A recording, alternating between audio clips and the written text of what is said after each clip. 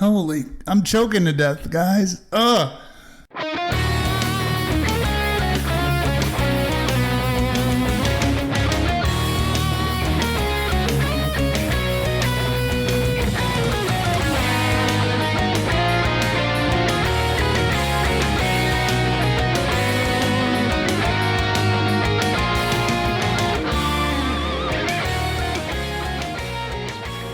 Welcome to episode 32 of the RF Generation PlayCast.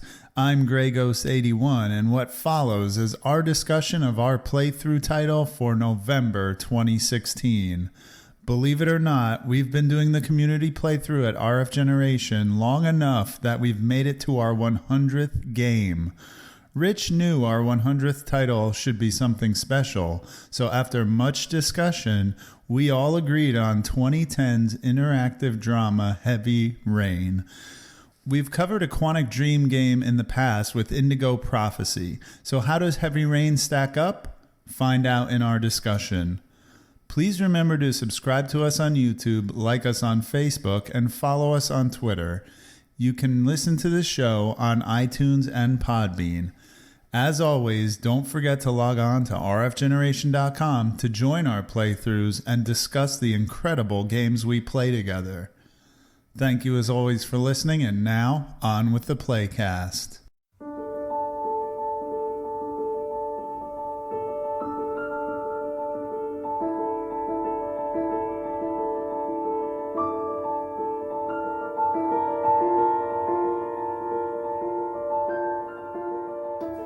Well, Rich, I've been doing something that I didn't think we'd talk about on the show again. Oh, yeah? Can you guess what I'm talking about? You're collecting games again? Physical games? No, I still do that. There's still a couple that trickle in now, here and there, over the weeks as time goes by. But no, I fired up Pokemon Go again. Oh, no, did you really? Oh, really? Yeah, I've been playing it. They have this thing on there now. I don't know if you saw it when you were playing. It's been so long for me, but now they have first catch of the day, and it's like streaks, like a 3-day streak, 4-day streak, and so on. And when you get to 7, something happens. So I want to see what happens when you do that. Okay. So That's interesting. So is that what brought you back into it? no, I didn't even know that was there until I went back. Like, I didn't hear anything about updates or anything that made me want to play the game again. I just wanted to. I went for a walk with my wife, and I thought, well, I'll just turn on Pokemon and see what's happening there. But yeah, it's still kind of annoying with like wasting 10 or 12 or more Pokeballs on something just to have it run away. But I learned my lesson with that, and I'm just going to make sure I have a massive stockpile of Pokeballs at all time and just ignore anything that I don't absolutely need. So, but yeah, it's fun. I thought it was funny. I was thinking about you guys, of course, as I've been doing it. So I had to bring that up. I had a moment of temptation yesterday in terms of Pokemon Go. We were out at the soccer fields, of course, because that's where I live now. Thank God that ended today. Yeah, my son had my wife's phone. Of course, my son is, obsessed with that, and another game called Clash Royale. But he said, "Oh, Dad, I just caught some Diglets," and I don't have that Pokemon. So there was he's like, I've caught 2 of them in this park. So, not having it, I have a very, huge temptation to just turn it on real quick, and, catch something that I don't have, because that's really the draw of the game for me, not to keep catching the same ones over and over, which is kind of what, kind of killed it for me. But I didn't turn it on. I didn't. I was like, you know what? I don't want to do that. So I didn't, which was, I don't know, sort of like a breakthrough for me, I guess. Nice. I guess we should give you a round of applause for that. I don't know. I don't know what you should do for that. I'm just happy to hear that they're still rolling out features for it, because I think we all, agreed that, after, a couple weeks or a couple months, it kind of felt stale. Yeah. So it's nice to hear that new features and new sort of interesting things are coming out for it. Something to keep the people going. I wonder if it's too little too late, but at the same time, once they roll out the new Pokemon, people will, a lot of those people will be coming back, I think. So, yeah, I'm sure they will. Maybe they can offer some more things that'll keep people around. Who knows? Mm-hmm. So. Yeah. It'll be cool. Actually, real quick, Rich, did you tell me like a kind of a while ago to watch Stranger Things? Yes. Was that? Yeah, you? Floyd I know was watching everybody it too, in my though. life. Yeah, Okay. right, Floyd? Yeah, I loved it. Yeah. Yeah. Yeah, so of course a lot of people told me to watch it, and I finally did. So I just wanted to mention that it was good. I liked it. Of course, like many people that watched it, I thought the highlight of the show far and away was Millie Bobby Brown's acting as the character 11. Yeah. I mean, it's the kind of performance that, like, when she's not on the screen, you wish she was. You know what I mean? It's Yeah. It was pretty awesome.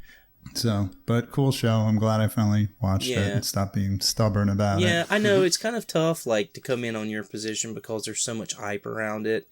And to come in, you know, and watch something like that, you don't want to get sucked into the hype. And I think it kind of diminishes, like, how you feel about something because so many people love it. There's a lot of, you know, hype around it. And, you know, it kind of makes you, like, fight against liking it, I think, sometimes. So I'm glad you did enjoy it and got something out of it because I think it was really well done. And I'm kind of like you. I thought her character was great. But I really thought the kids really carried the show. And that was something that I haven't seen in a show in a long time.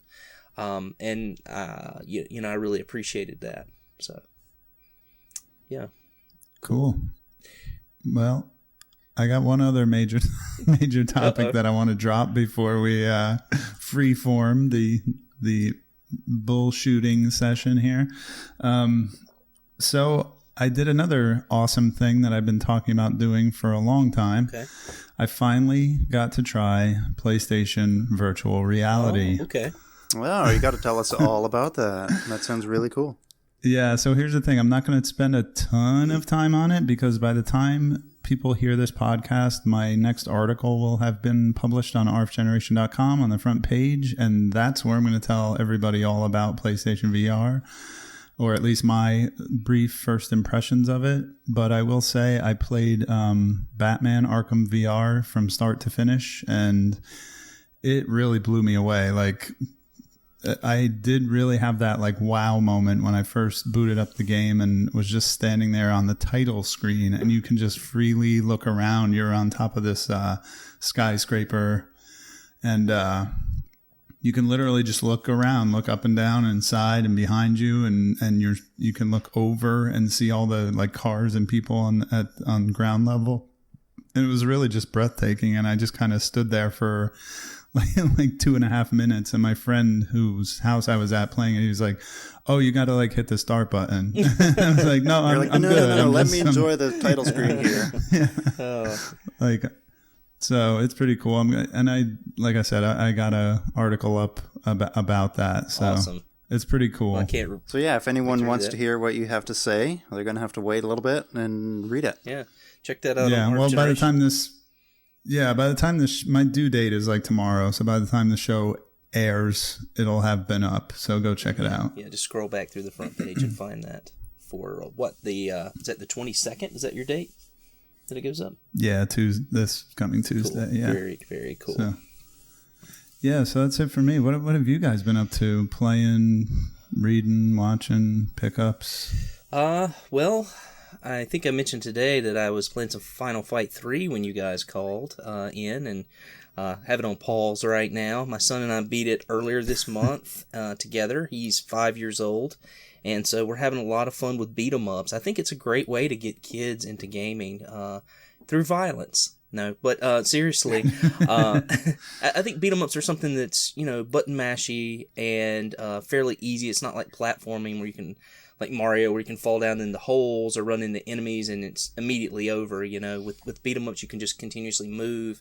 It helps them learn to use the D-pad up and down, side to side, and, you know, some button mashing as far as kicking and jumping and things like that. So he's getting really good, and we beat Final Fight 3 together earlier this month, and then we played Final Fight 2 right after that, and we didn't beat it. We didn't make it to the end, but today we made it to the end of Final Fight 3, and I had one guy left and beat the final boss of one guy, just jump kicking the guy. So just got kind of lucky that was a fairly simple fight. Most Final Fight bosses, you're going to take damage in some way. There's somewhat some patterns to them a lot of times, but a lot of times you're just going to take a beating, you know?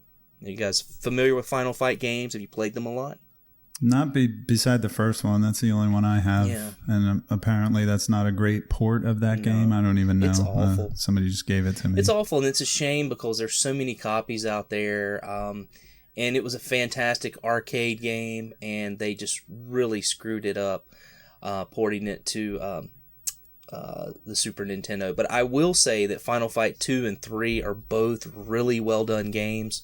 The problem is they're both fairly expensive titles. I think Final Fight 2 runs about $50 to $60, and then the other is somewhere around $90 to $100 for Final Fight 3. So I was talking to Floyd before this call, and I said the reason I'm kind of playing these games continuously right now is to make some notes, because I think my next article is going to be comparing these two games, and if sort of like from the perspective of if you're going to spend some money on these games, which one would you get, you know, if you only had to choose one. And so I think it'll be a nice compare contrast. And of course these two games, what's cool about them is you can play them 2-player. The original Final Fight on the Super Nintendo was only a 1-player game, and it didn't even have Guy, who was one of the main characters from Final Fight, in it, which was just kind of a shame, you know. And I think with any beat 'em up, I feel like it's essential for every beat 'em up to be a 2-player game. You know, that's what makes them fun. You know. Yeah, for sure. Now, are the huge knocks against it that it's only single player and that it's missing Guy, or is it actually, like, gameplay wise not a good game? Snuff. Gameplay wise, it feels a little slow.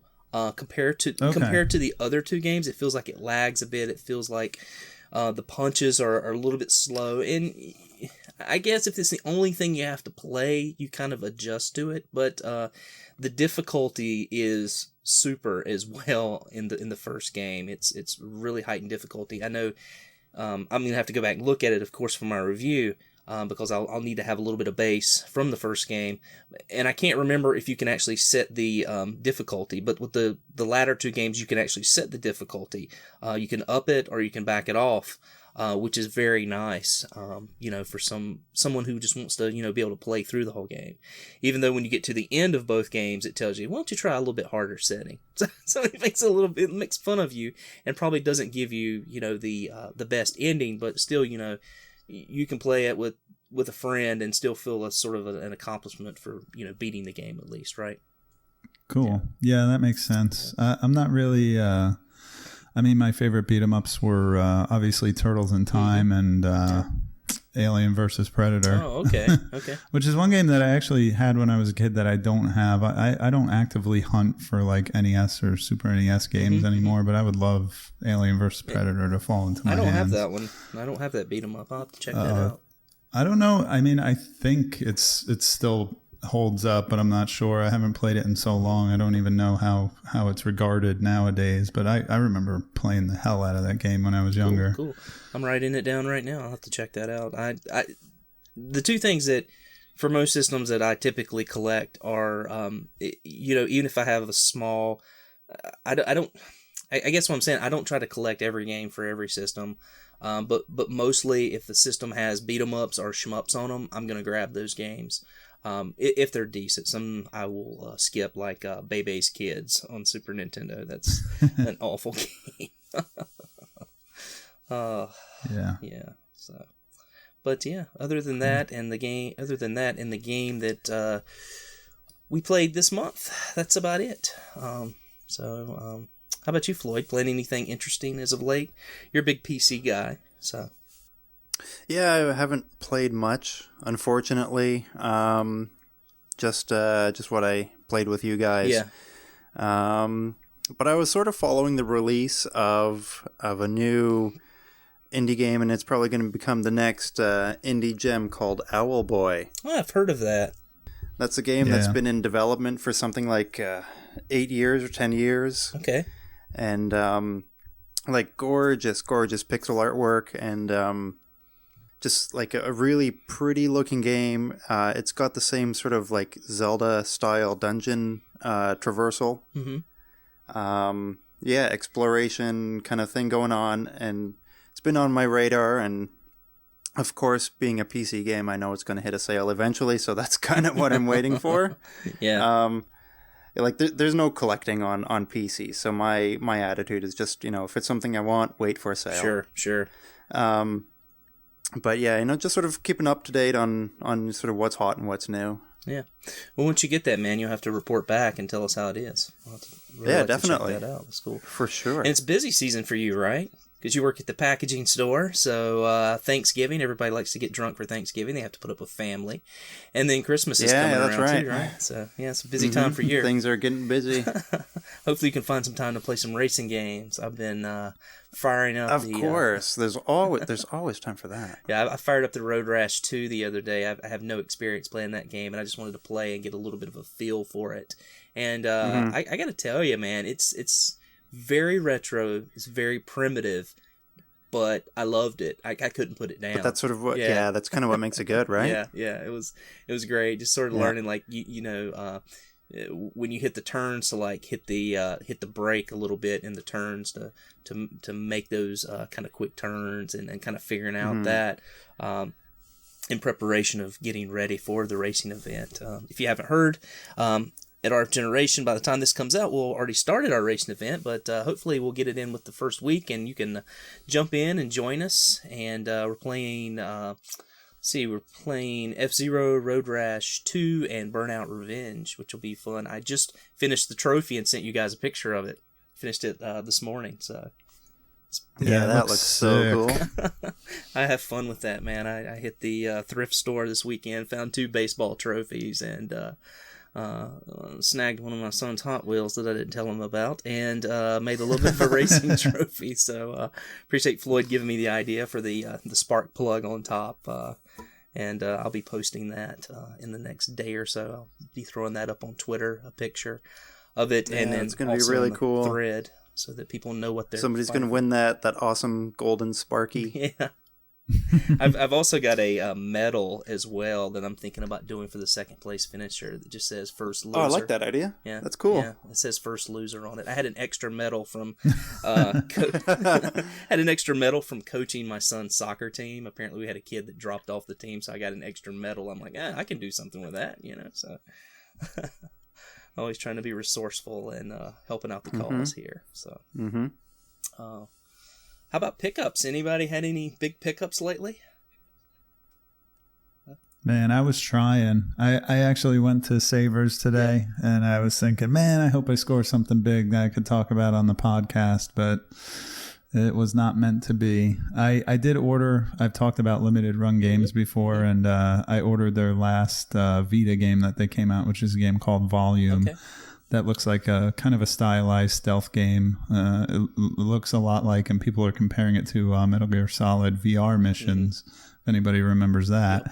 So that kind of, I said, hell, I'll drop the $25 for it. It looks good. Probably be worth something someday, and hopefully a fun game. So. Well, that's the cool thing about those, isn't it? Like, even if you don't like it, you know that you're not going to have a problem selling it later on. Because there's always collectors out there who are going to want that game. And so you'll at least always be able to get your money back off of those. And that's a kind of a comfortable feeling, I think. Yeah, I would think so. Yeah. And I just want to throw in, Game Informer did an article about them, I think 2 months ago. And it was very interesting. And I really want to keep my eye on them as a company because they're looking to do much bigger production runs, and I'm wondering if that's going to affect the market or like how hard it is to get these games or the value of them. It's all very interesting to me, so definitely going to keep an eye on them. Very cool. Well, you mentioned that you drove by Savers and went in there today looking for stuff. I would just want to ask you guys, like, kind of on a personal level, do you guys, and this is, maybe it's just me, but like when I drive by like a Goodwill or something, I'm like, should I stop in there? And I'm just kind of like, I bet that Stadium Events is in there today, Like, what if I drive by and that Stadium Events is in there today? I always get that feeling. I know it sounds completely pathetic and silly, but I always have that kind of mentality when I drive near those stores. No, I get that too. Yeah. Like I'll drive by a Goodwill or, well, we don't really have Goodwill up here anymore. They kind of went out of business. I heard about that debacle. A Valley Village or Salvation Army or something like that. And I'm thinking, oh, geez, what can I find in there? And I think, they're probably looking at eBay for prices. Yeah. And then I could just keep going in the car, and I think, well, what if I did miss that? Yeah. Rare, amazing, high ticket item. You never know. I mean, you never know where their head's at sometimes. I've felt that way before, but then I found some, real gems in Goodwills. Yeah. I found, I think it was Elemental Master there not long ago for $5. I mean, that's like a $35-$40 game loose, Yeah. And I mean, it just happens, it just happened to be like in the back of a stack. No one had grabbed it or anything, and that's it. And it's such a numbers game, like you need to strike out 10 times before you find something good. Oh, absolutely. But that 10th time, man, it feels so good when you find something really cool. Exactly. So, yeah. It kind of keeps the hunt alive and kind of makes you, just want to stop and check it out. So, yeah, very cool. Yeah, for me, the Goodwills are kind of notorious, but it's funny. My last decent score, which was a long time ago, was that copy of Diablo I found in a Goodwill for like $1.99, the PlayStation 1 version of it. Yeah. But yeah, it's funny. I totally do not ever think, wow, what if I don't go into, because actually here there's a million Goodwills and a million Savers. So it would take me all day, every day to go to all of them. But I mean, I hate to sound like, I don't even know what the word is, egotistical or spoiled or whatever, but I'm not even really looking for anything anymore. Mm-hmm. I'm just kind of hoping to be surprised when I go into these places. Yeah. And I got to tell you, if I found a little Samson or a Stadium event, I would probably sell it to one of you guys. I don't even, you know what I mean? I'm not even interested in that kind of stuff anymore. So I would be jumping for joy for sure. I'd probably, soil my undies if I found a little Samson, but I'm not thinking, oh, what if it's in there and I'm missing it? It's odd. I don't know. And I think my mentality comes from, sort of collecting before the collection craze hit. For so many years, and just going in every time and finding goods. At least so it's so rare now, though. Yeah. I mean, I used to be able to go in every weekend and find a Super Castlevania or Super Mario World, Mario Kart, all those very popular titles. They were always there. I'd spend a little money and then sell them and then or keep them if I didn't have them and just upgrade the ones I had, my labels, sell them to buy more games, and rinse and repeat. But man, you can't do that anymore. It's just it's not there. That market is not there. So I've kind of changed my strategy. I've been getting a lot of board games. I'm finding I've got a really good Goodwill out near where I work, and every once in a while these old board games will come in, and a lot of people are kind of getting into collecting those now. And so I'm finding that niche, or there'll be a stuffed animal. I found a gummy bears stuffed animal from the 80s, and I'll just kind of look it up, and there's people collecting that sort of stuff, that sort of nostalgia stuff. And well, that's kind of the thing, right? What's old is new again. Yeah. And a lot of times you just kind of know, you just see it and you're like, I know that's worth something. I'm gonna have to look. And at least even if it's not worth a whole lot, or if it's worth as much as I paid for it, at least there's somebody out there that I can kind of save it for and that will appreciate it, so that's always kind of nice as well.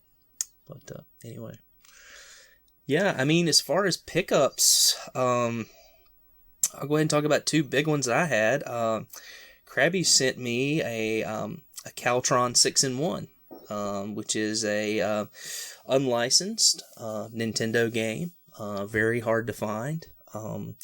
The 6-in-1 was done by Caltron, but later on there's another company called Myriad who actually bought the rights to that game and slapped another label on it with their name on it, and apparently that one is even more rare and worth a lot more money. But I'm just happy to have just 6 games for the Nintendo that I've never played before that actually were around at the time the Nintendo was out. So I'm pretty stoked about that pickup. And I think I texted you guys that I picked up a new pinball machine yesterday, a skateball, Bally skateball. And I've been looking for that one for about 4 or 5 years now, and just really happy. My buddy contacted me. He was at the local auction. And, of course, you know where I was at, soccer game. And so he contacted me, and I was like, man, he's like, I know you've been looking for it. I was like, well, if you pick it up for me, I'll make it worth your while. So he did, and he's holding it for me right now. He's a good buddy, and, we help each other out. That's the thing about pinball. If there's something special you're looking for, it's good to have a nice little core of friends that you help each other out. You know what they're looking for, they know what you're looking for, so if it ever pops up, you can jump on it really quick, or they can help you jump on it quick. So I'm really stoked to have it. It's beautiful, it's nice. I've almost bought this machine 3 times earlier, but they were all like ragged and beat up, and this one is just in nice pristine shape, and I got it for what people in the pinball community would consider a steal. So very happy about that. That's really good. Yeah. Congratulations. Thank you. And still selling a few more pins, and trying to make some room in the winter for my wife's car. So she'll be happy about that. Yeah. As much as I'd love to have a pinball machine of my own at home, I know it's not going to happen. So I've just been, going to bars and whatnot, and finding out if they have machines or if they know of places with machines. Yeah. And I've put together a pretty reliable list of like, if I want to go play Twilight Zone, I know where to go. Yep. Or if I want to play Fishtails, I know where to go. Right. So that's the next best thing, right? Yep. And most cities have like an app that you can use to like find pinball, where people will like register what machines are where, and even when the machines change in a place, they'll swap, they'll update it. So if that's something you're interested in, I would definitely, especially since you guys live in or close to big cities, you guys should have a nice pinball map. I mean, I'm sure Austin's got a ton of pinball bars. Yeah, I've been looking at that site a lot too. Toronto as well. Well, we have that arcade. I've texted you about it a couple times. You sent me pinballs. Pictures, man. I mean, they have like everything I can ever want there. It's a drool fest, man. That place is awesome. Yeah. I wish you could see it, because I'm just like a casual fan of pinball, like you would probably appreciate it more than I do, Yeah. I mean, you'd probably like to watch me just wig out in that place like that. Yeah. Well, if I ever come to Austin, we'll definitely check it out, which I would love to at some point. And Toronto as well. I actually have family that lives around Toronto, Floyd. So if I'm ever in the area, I will let you guys know for sure. And you're always welcome here in North Carolina if you want to come to North Carolina. Sure, likewise, man. If you ever come, you got a place to stay here in Austin. Appreciate that. So, I guess with no further ado, I guess we should sort of get into our game Heavy Rain. But before that, I do want to talk about one more thing, and it's something we mentioned. This is not our 100th episode, but the 100th game that we've played for our playthrough. We didn't start recording till, how long have we been recording? We've been doing this for over 3 years now, haven't we? Yeah, this will be our 33rd episode, I think. That's incredible. I just recorded the intro, I should know. So we're right on the doorstep of 3 years. Yeah. It's been a long ride. It's been a fun ride. I think we started, our first episode was in February, but we recorded that pilot episode. Well, no, that was in February. The pilot episode was in February. It was, yeah. But before that, we had already started the playthrough, and it wasn't until later that we decided to start podcasting about it. And since then, of course, we used to have a retro and a modern side where we would play a retro and a modern game. There were times where we would play multiple games, whether it be like a competition or just a month where, we wanted to play a few games instead of just one. And then, of course, this year we narrowed it down to where we're doing one game a month. But even with that, it seems like sometimes we'll find the need to fit a few games in when, game times or play times aren't that long. So I did want to really quick read off our schedule and the 100 games that we played. Hopefully for some of our listeners who are actually members of the site who actually participate, this list will be something you'll enjoy hearing, and you can reminisce about the times you had with some of these games. So without further ado, I'm going to start back in December 2012, and it carried over till January 2013. It was the first game that we played, and this was the one that Krabby hosted. It was The Last Story. Next we played Batman Arkham Asylum. Then Aladdin, The Jungle Book, The Lion King, and Goof Troop, Super Mario RPG, DuckTales Remastered, and Castle of Illusion, Castlevania 2 Simon's Quest, Fragile Dreams, Oddworld, Abe's Odyssey, Max Payne 3, Streets of Rage 1, 2, and 3, and Crazy Taxi, Mischief Makers, Zelda Wind Waker, Parasite Eve, Kingdom Hearts, Phantasy Star, The Last of Us, Atari 2600 games, Pitfall, Kaboom, Spider Fighter, Sequest, Stampede, Keystone Capers, Enduro, Sky Jinx, Magical Star Sign, Donkey Kong Country 1 and 2, Lost in Shadow, Suikoden, Shadow of the Colossus, Chrono Trigger, and we did a PC indie mix which included Minecraft, Gone Home, The Stanley Parable, and Dear Esther. We played Beyond Oasis, Muramasa the Demon Blade, Suikoden 2, Eco, Castlevania Symphony of the Night, Alan Wake, Super Metroid, System Shock 2. We did a competition in December of 2014 with Retro Shmups and Modern Shmups, including Gradius, UN Squadron, Lightning Force, Ray Crisis, R-Type Final, Cyanide, Sin and Punishment, and Automedius Excellent.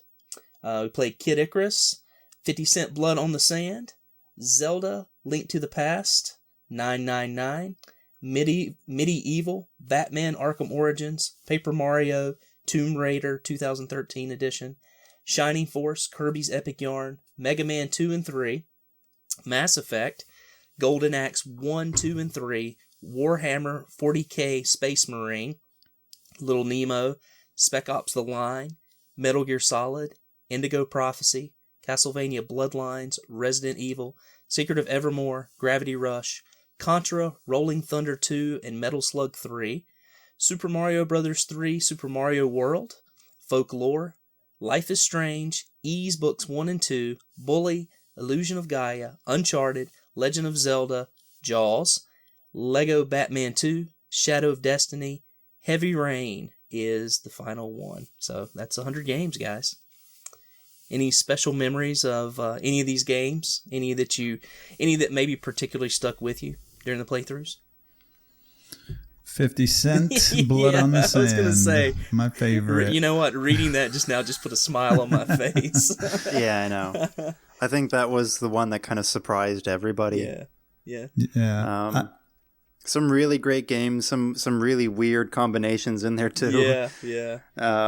But yeah, you know what? That's basically 100 times that we had fun doing what we do. Yeah, absolutely. It's funny you mentioned that, showing the Blood on the Sand, because it took me a while to find another copy, because last year I gave my brother my copy for Christmas because I couldn't find one anywhere, a complete copy anyway. So I gave him my copy for Christmas along with a few other games. And I've been looking for another one. I was like, surely, I'll be able to find one. And it took me several months, and I finally got it again to put back in my collection. But now one of the local stores has a copy of it. And every time I walk by it, and I see somebody looking at PlayStation 3 games, I just want to be like, hey man, you need to try this game out, but I never do. Mm-hmm. But I want to. I want to be like, hey man, seriously, you need to try this out, because I think no one would take me seriously. They'd be like, this jerk's just trying to get me to spend money on a stupid game, But I know that they would be surprised and love it if they played it. That's funny. Anything stands out for you, Sean? Yeah, I mean, honestly, Fragile Dreams was still one of my biggest things. That was my first game as host, where I had just joined the crew here, and I thought it was a really cool opportunity. I took it like super seriously at the time. Not that I don't now, but it was like a big deal for me to be doing it. You know what I mean? Yeah. And it turned out to just be a really good game, a really like special, touching, moving kind of game that like is a real one of a kind experience that I will really cherish, like having had the real life experience of stepping up to the plate to host a playthrough, and also the experience of the game itself, which was amazing. So yeah, for me, that game is the one on this list that I regret not finishing the most. I don't even remember that. Yeah. I didn't know you didn't. I did. I hosted Castlevania 2 Simon's Quest that month, and I think I was putting a lot of. That's right. I was putting a lot of time into that game, and I think some things were kind of going on life-wise, and that was a time where we were playing. We were split up, and we were playing both playthroughs, because there was a time we were saying, okay, we only have to play it on whatever side we were on, the modern or the retro side. But at that time we were trying to play everything, and that was tough. Yeah. And I did not get to finish that game, and I really regret putting that down, because it was such a cool, such a weird, such a game that just made me feel just really odd, and on the edge of my seat. It wasn't.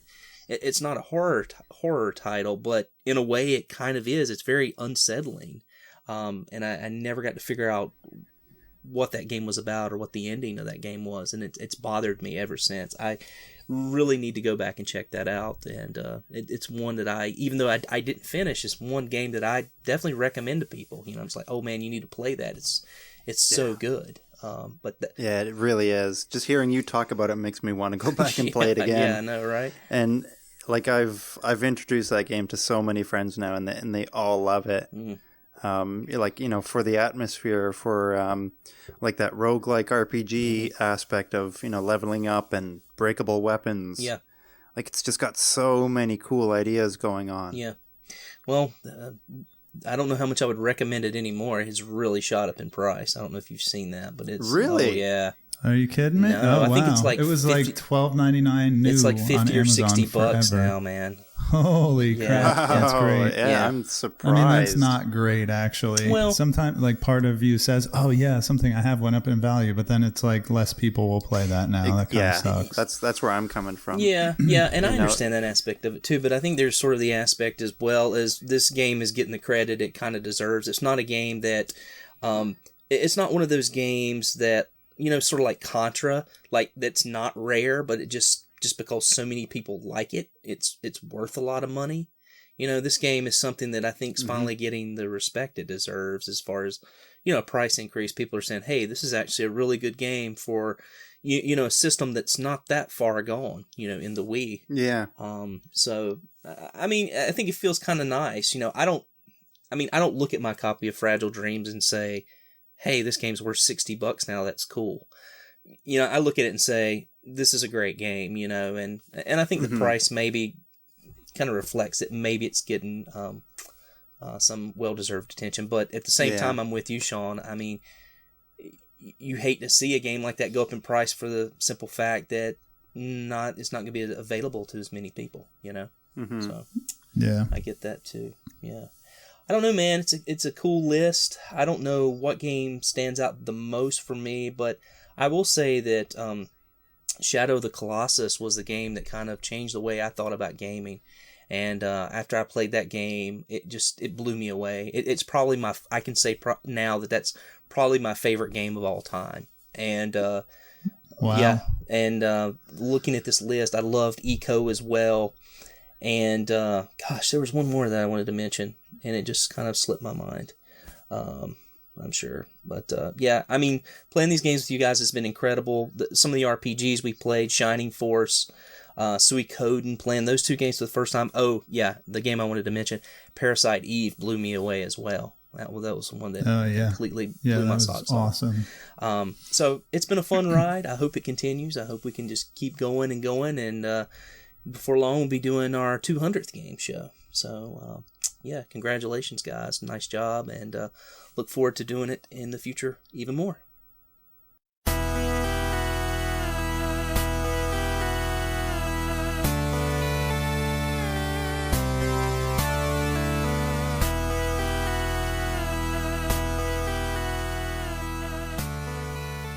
Hey, this is Kelsey, aka Crabmaster from the RF Generation Collector Cast. Excuse the nasally voice today, I'm fighting off a little bit of a cold. Rich and me were trying to get together to record a little spot for the show, and unfortunately our schedules just didn't line up. So I'm recording this solo, and he's going to try and slap it on to the PlayCast somehow. So the reason he wanted me to do that was because the original playthroughs on the RF Gen I started years ago, and Rich and the guys have picked it up and run with it like crazy since then. So he wanted to know a few things like why did I start the playthroughs? The biggest reason was I didn't want to play through new stuff with people or online things. I wanted to play through classics that we had either missed out or just hadn't played in years, and have a forum of people playing through it and sharing their thoughts and tips and stuff, kind of like the old schoolyard gossip when you got a new game, and you just got to chat with everybody and see what their thoughts were, who was finding secret items and stuff like that, and it was good. It was fun. I think we did it for about a year, and then I had some life changes come up and wasn't able to run with it, so it kind of went on hiatus for a while until the PlayCast guys picked it up and have done much better with it and hit tons of awesome games and run it for much, much longer than I have. It's pretty crazy that they're hitting their 100th game already too. Like that's just an amazing thing to run that many games, and to have the opportunity to play through all these classics and hidden gems. As I know, they've hit genres all over the board, from JRPGs to platformers to shooters to shoot 'em ups to racers. Like, there's not neglecting anything, which is awesome. So I'm hoping you guys can make it to 200 games, and I just moved recently, so I'm still setting up my new game room, but once that's all set up, I'm hoping to join in a lot more often than I've been able to this last year. So the 100th game is Heavy Rain, which is a really cool game. So my first experience playing with it was my first kind of, I missed out on some of the Telltale games and the other like really heavy games, and I'm not much of a BioWare guy, so I missed out on a lot of those, with the exception of the Jade Empire. So that's pretty much the only really good and bad choice game that I have played up until Heavy Rain here. So I'm going into this relatively fresh. All I know is it's supposed to be very cinematic, and I've seen the opening scenes in the mall where you're trying to find your son, and that's about it. So I'm going in with very unknowing expectations, and like within the first 30-40 minutes, I remember just being enthralled. I could not put it down. I hadn't played a game like this before, or anything, even the roots of a game like this.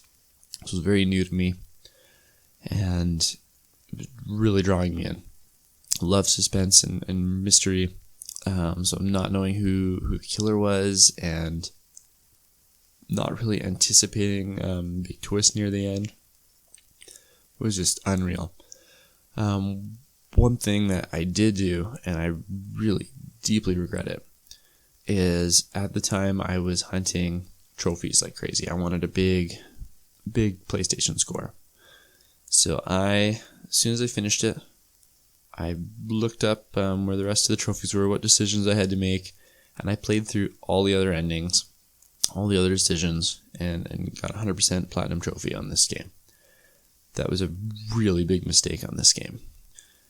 Thinking back on my experience now, I really blur a lot of the endings together, and I'm not sure which one I originally got.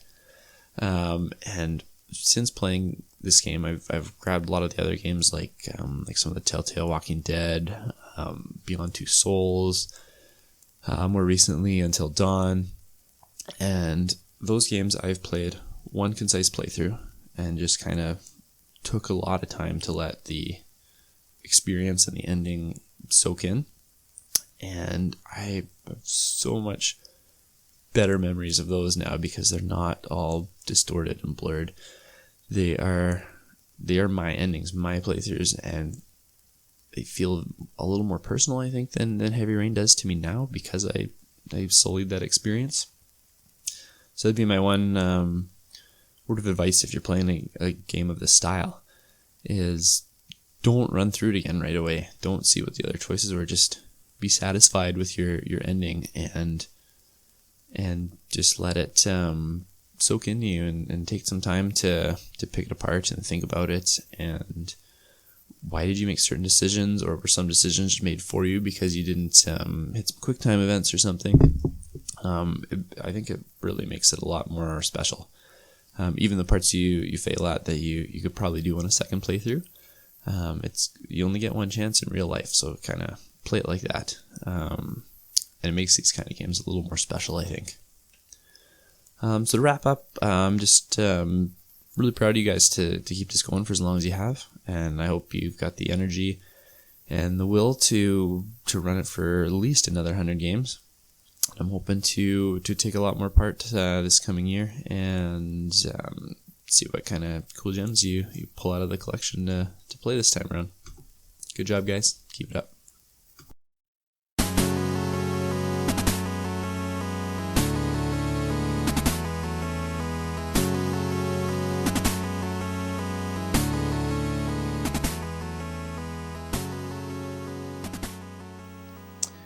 But anyway, I think now we can go ahead and get into talking about Heavy Rain. I had mentioned previously on the previous show that we're going to have a special guest this month, and unfortunately, our special guest was not able to make it. Hopefully, we can get him to throw in a little sound bite about the playthroughs, but we were going to have Crabmaster on from the Collector Cast. He's actually the one that started the playthroughs with the last story on our site, and so we thought it'd be cool to have him in for the 100th game.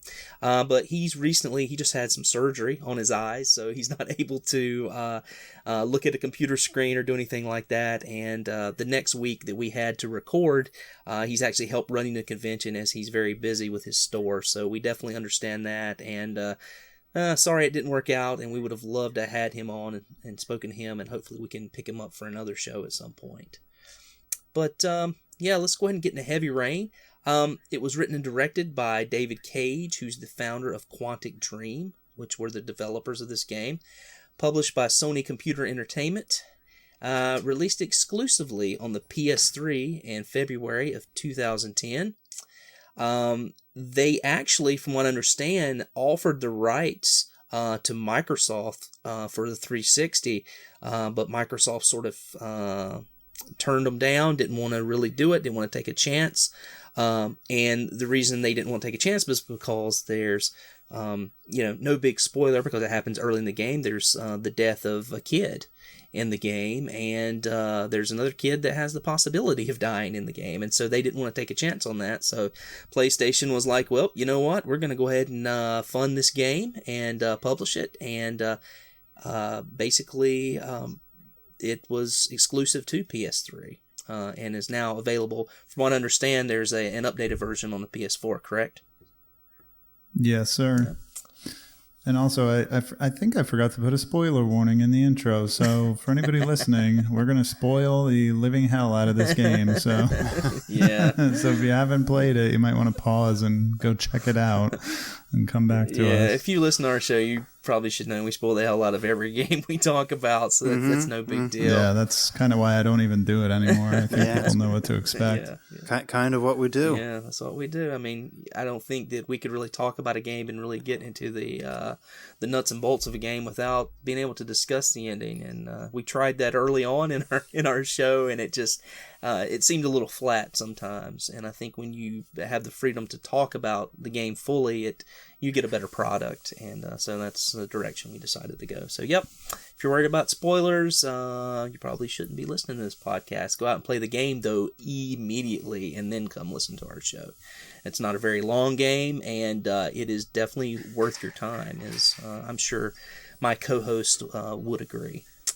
But yeah, Heavy Rain is a QTE, QuickTime Event heavy game. That's what it's based on.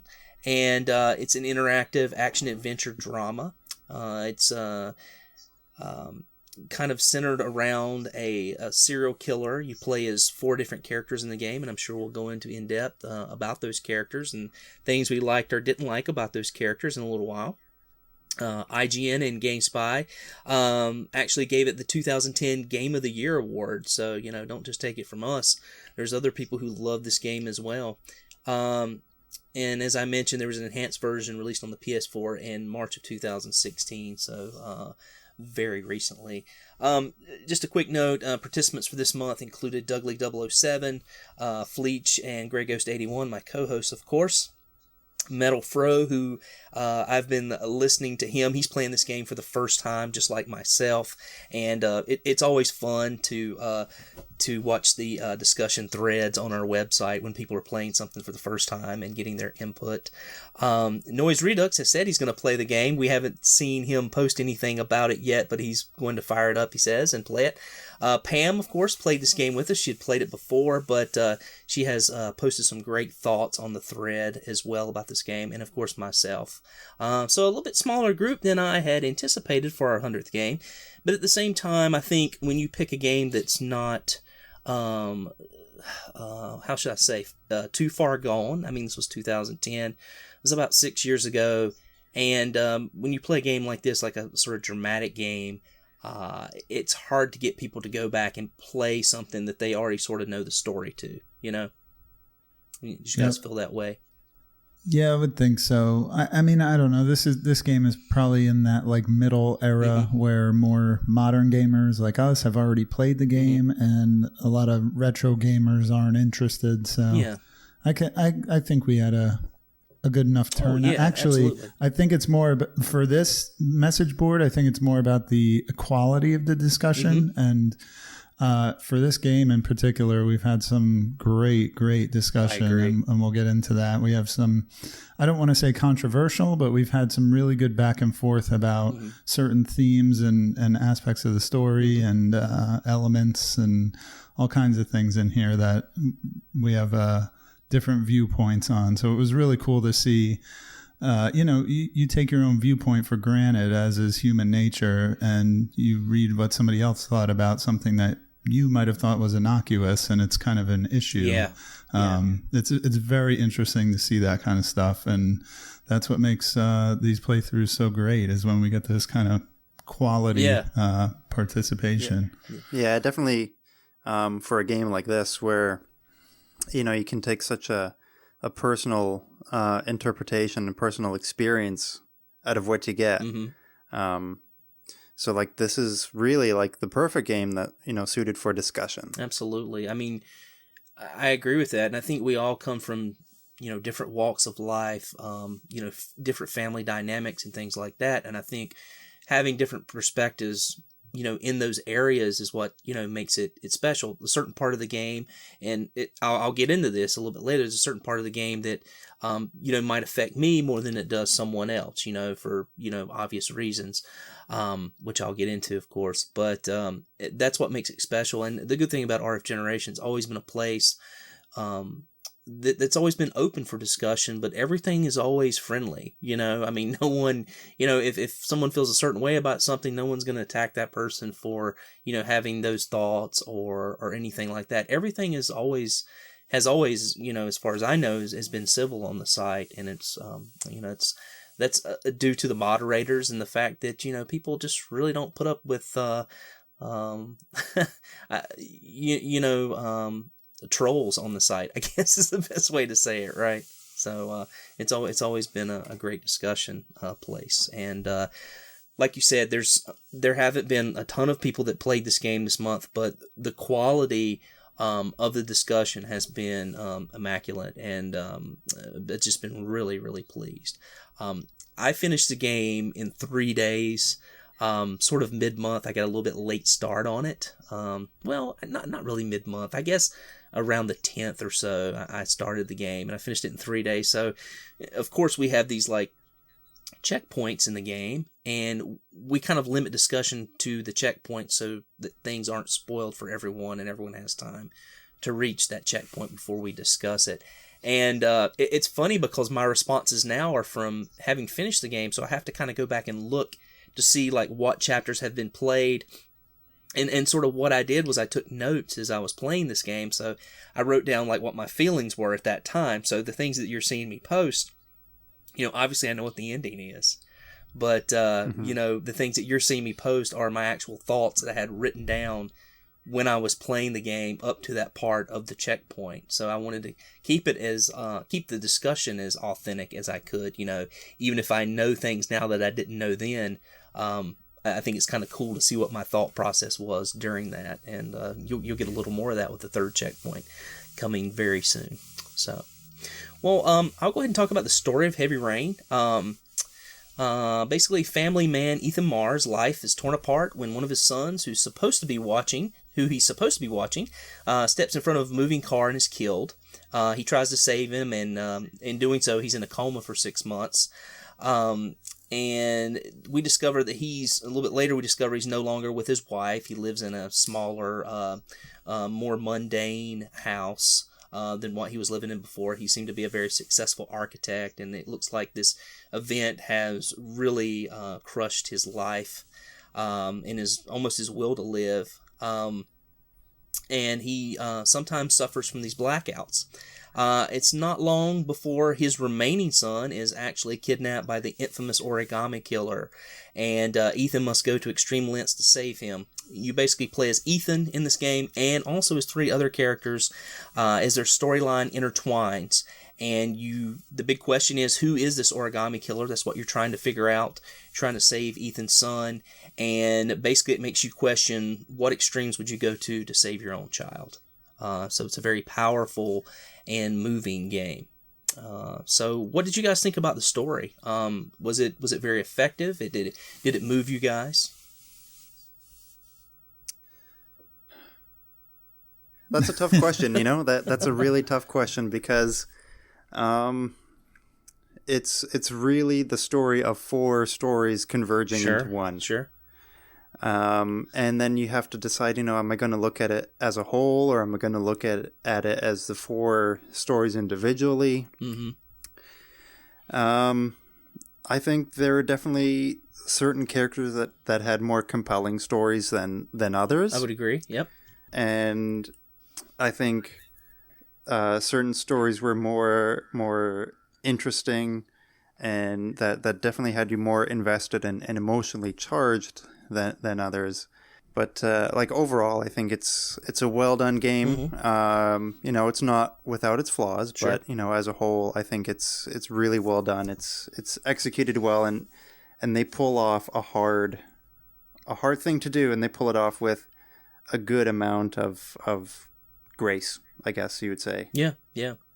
I agree with that. I mean, anytime that you're trying to have 4 separate storylines and converge them basically into one as a sort of an overall narrative, I think you greatly risk having more holes in your plot when you're doing that, Mm-hmm. right? Because there's more questions to be answered. And so I think they pull it off quite well. Are there holes in the plot in this game? Yeah, of course there are holes in the plot in this game. Yeah. But I think the story is so compelling overall that you tend not to focus on that. I mean, of course, they're going to cross your mind every once in a while. You might question, well, I wonder why this was this way and not this way. But at the same time, it's something you can kind of put on the back burner and kind of ignore for the sake of the overall sort of success of the game and how well it's done. Mm-hmm. How about you, Sean? I think. Sorry. Go ahead, Fuller. I was going to say this was a second playthrough for me, and I definitely got a lot more out of it this time than the first time. Interesting. Because the first time around, it was really I didn't know what to expect, and I didn't know what I was getting into. Mm-hmm. So it was a lot of taking it at face value, and so this time around, I could think more about the characters' motivations, mm-hmm. and what's really driving mm-hmm. the scene, and what's really what are these people trying to do, and mm-hmm. from a creative standpoint, what is this game trying to do? Mm-hmm. Mm-hmm. Yeah, I mean, I've always wondered that, in playing it the second time through. I know that's not what the intent is of this game, but it's like watching a movie that you already know the ending to. It's like the best movie I could maybe compare it to. Have you guys seen The Game with Michael Douglas and Sean Penn? Yeah. I think so. Yeah, Yeah. okay. Yeah. That's a kind of movie that you can really only watch one time because you know, like, what the ending is. It's hard to watch it again unless you're watching with a group of people who've never seen it before. You know, it's not one you're just going to pull off the shelf every year and watch. Right. But yeah, I think, like, for this game, I'm trying to think what point I was trying to make. I've kind of lost my train of thought here. Just connecting with the story. Yeah. You were saying? Yeah, I think like playing it like a second time, like Floyd said, you already, here it is. You already know what the ending's going to be, and so like you can look at the overall narrative in a different way since you know basically who the origami killer is. You can look to see if there's anything that kind of points that out in the game, or like what his motivations for doing certain things are in the game. You know what I mean? Unlike for me, who, you know, I'm playing it for the first time, I have no idea. But going back a second time, I'm looking at it with a different set of eyes. You know? Exactly. Okay. Yeah, that was the point I was trying to make. Sorry, that was a little long-winded. but you got there in the end. Yeah. I will say I kind of tried to do that. I actually, you know, knowing that Scott Shelby ends up being the killer, I kind of wanted to see, like, are there any clues to that? And I don't know if any jumped out at me, to be honest. I don't know if it's one of those things where you, I just saw a movie called Arrival, which had some really good elements that by the end of the movie. I really want to see that. Oh, it's good, Floyd. You should check it out. By the end of the movie, it's one of those things where it's like, oh, I got to go back and watch this whole movie again because it's a whole different perspective. But with Heavy Rain, I don't think I got anything new, and I don't think I found myself more invested in the story. It was good. It was good to like revisit it because when I played it when it first came out. I was trying to remember, like, I think my wife might have just bought this game right when it came out because she used to do that for me every once in a while, like surprise me with a brand new game and bring it home for me. And I think this was one of them. And I remember like being blown away by it, being really invested in the story, caring about all the characters. But as I wrote on the forum, I treated this playthrough more as a goof. I was really trying to, I was really trying to fail a lot just to see what would happen, and I decided to try to get all the main characters killed by the end of the game, which I did. And one thing that I just want to put right out there, which was really cool about my two playthroughs together, and I put this on the forum. The first time I played the game, the character Lauren, who becomes friends with Scott Shelby early in the game, gets killed when the rich guy tries to murder you, and you can rescue her. But in my first playthrough, she got killed, and I remember being really upset about that because I wanted to have like a quote unquote clean playthrough, you know? Yeah, right. So this time in this playthrough, she's actually the only one that survived, and she ends up killing Scott Shelby in the end. So that was my last main character to go, and Lauren was the only one to survive. So it was like a perfect inverse of my first playthrough. So now I have a reason to go play it for a third time. Yeah, yeah. There's a lot of crazy stuff. I even looked on YouTube and saw stuff that I was like, wow, like how did they even get to that point? Like I think there's something like 28 unique endings, like ending segments. Yeah. Yeah. It's crazy. And that one, it is really crazy. And that was one of our questions. I put something out on Twitter today to see if anyone had any questions that they want to propose tonight. And Metal Fro, who actually played this, who's actually playing this with us for the first time, that was his question. How many possible endings are there? So I'm glad that you did a little bit of research and found that out, because I wasn't able to do that before the call. And that's amazing that there are that many possible endings. That's crazy. I mean, this game is so well thought out. Yeah. And imagine how much work that would be to, first of all, write all these different endings and write how these endings are going to come to be, and then to, because I guess it's all motion capture, so to act out all those scenes. Oh, sure. Yeah. Yeah. And we should probably clarify for people who don't know, the way the endings, quote unquote, of this game works is that you get like a kind of a series of vignettes that relate to each character with some, like I don't know if they all have that news broadcast, but all the ones I've seen start with a news broadcast. I think they all start with it, yeah.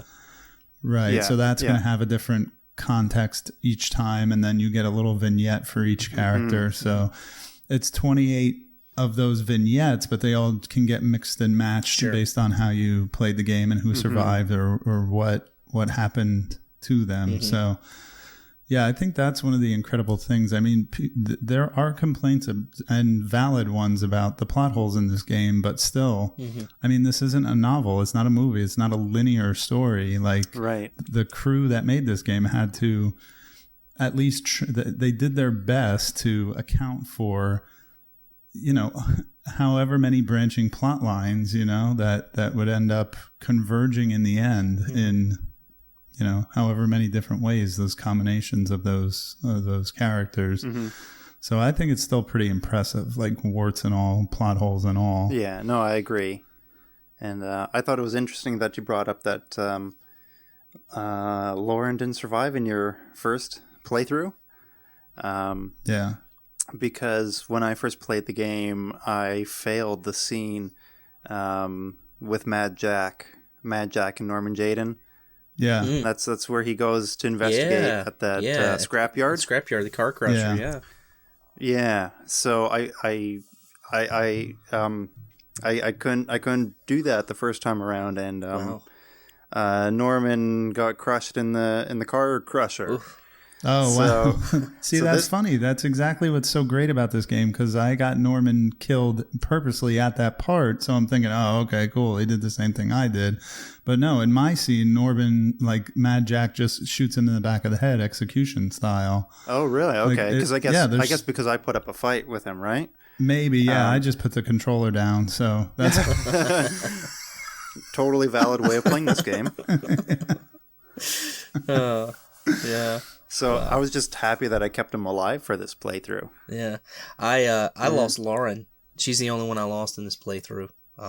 It's my first time playing through it. It is challenging to get her out of the car. I even was like panicking a little because I was like, okay, this is my big moment. I got to save Lauren. Yeah. And I was like freaking out trying to get her out of the car. And it autosaves really quick too. So I mean, oh yeah, it doesn't even give you a chance, man. Yeah.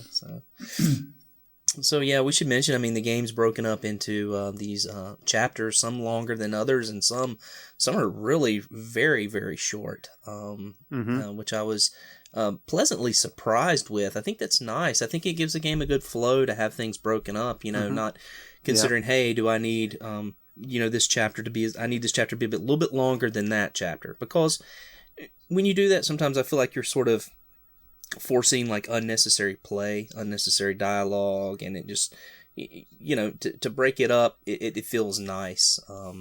And that's one of the things that I really liked about this game. So I guess to get into it, we should probably start talking about the characters a little bit. And I mentioned before, you play as Ethan Mars. He's the main character. He's the father who's lost his son. Loses his son to the car accident, and then his other son has been caught by the origami killer, and basically what happens is the origami killer reaches out to him, and it's basically like, what will you do to save your son's life? And as we've found out in this game, I think Ethan's son is like the 7th or 8th kid that's been captured.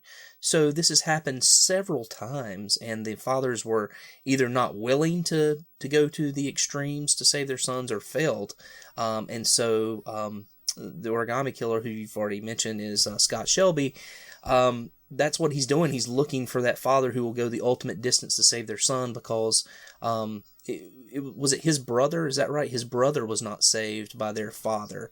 That's right. Yeah. In a tragic drowning accident. And so that's how this is all sort of set up. So we've got Ethan, we've got Scott Shelby, who, of course, we later find out was the origami killer.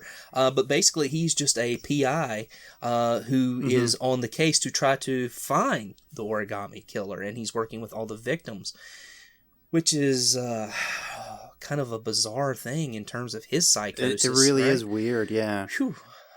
Yeah, you guys said it was like weird or twisted that he was going back to the victims, and I was just curious, do you mean that in a way like it was weird for the story, like why would he be doing that, or like that's twisted that he's going and like hanging out with his victim's family because he's doing it I mean, they set it up that he's doing it to gather the evidence back, like the origami and the phones and all that other stuff to destroy the evidence, but I think it's kind of like, man, that's savage to be going like talking to the families of your victims without them knowing it. Like, especially Lauren, of course. Yeah. I think maybe there's a little remorse there, you know. I think as much as, you know, his psychosis is, you know, pushing him to do what he's doing and trying to find someone that cares. I think there's a little bit of sympathy for the victims, especially the women, you know, because with Lauren, I mean, it seems like, you know, he still visits his mother every once in a while. He hasn't been around, you know, in years, but he still visits her, I think, from time to time. You do have that scene in the hospital with Madison Page. And, I think he still, you know, I think he feels bad for his mother, you know, because it wasn't his mother that let him down. She wasn't there at the time. It was the father that let him down, and that's what he's searching for. So I think there is a little bit of sympathy there, you know, that they never go into that, of course, but that's how I would, you know, probably read it. I don't know. What do you guys think? I'm somewhere in between both of you, actually. I think it is really like twisted that he is going and you know, talking to the families of his victims and doing it in such a calm, casual manner. Yeah. Dude totally sucked me in, man. He was my favorite character. He totally sucked me in. He was my favorurt in my first playthrough, too. Yeah, I mean, oh, wow. Yeah, I mentioned that, like, on the forums. I'm like, oh, I really like this Shelby guy. I'm like, I want to see, like, what his backstory is. I want to find out more about him and why he's doing this. I totally thought that maybe one of the kids who'd already been murdered, he was related to them in some way, or as a police officer, he wasn't able to save some of them, and that's why he retired. Right, yeah. I thought that maybe that had something to do with it. And, man, that bastard totally sucked me in. He really did. Yeah, my first playthrough, exactly like you. But the second time around, because I was, you know, looking for different things and I knew what to look for this time. I noticed that Scott Shelby's motivations are never really revealed, and he doesn't really have a backstory that's explicitly told until basically the very end. When you find out why he's putting the fathers through these trials. Well, and he does have some sympathy for the women. I mean, he's the one scene that I can point to that really, like, and I gotta say, they did a great job. Quantic Dream did. He's not entirely cold and heartless. No. I mean, he helps the woman who's tried to commit suicide. He patches her up, you know, to help that baby, and he helps that baby. And, you know, I was just kind of like, man, that was like a really touching moment. But again, it's them like sucking you in, you know, eliminating him and creating more red herrings throughout the story. I know his entire character is supposed to be like a red herring, basically. Sure, absolutely. But I wonder, you know, now talking with you guys and reflecting upon my two playthroughs, is the murders of the kids, is that the main, is that his main intent, or is his real goal to test the fathers to find that perfect father, which he never had, you know? Yeah, that's a good question.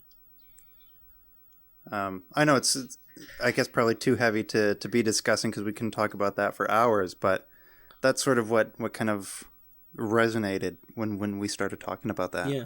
Well, I mean, he says that is his motivation at the end. I mean, he says, you know, I'm trying to find that perfect father, you know, the one that wasn't there for him. But at the same time, once he finds that perfect father, what's his goal to do? Well, to murder the perfect father, you know, I mean, you know, he's found what he's looking for, but he's not surrendering himself. So, I mean, it's, there's a part of him that doesn't want to get caught. And as you mentioned, I think, Sean, you mentioned that's what he's doing. He's going around collecting all this evidence, right?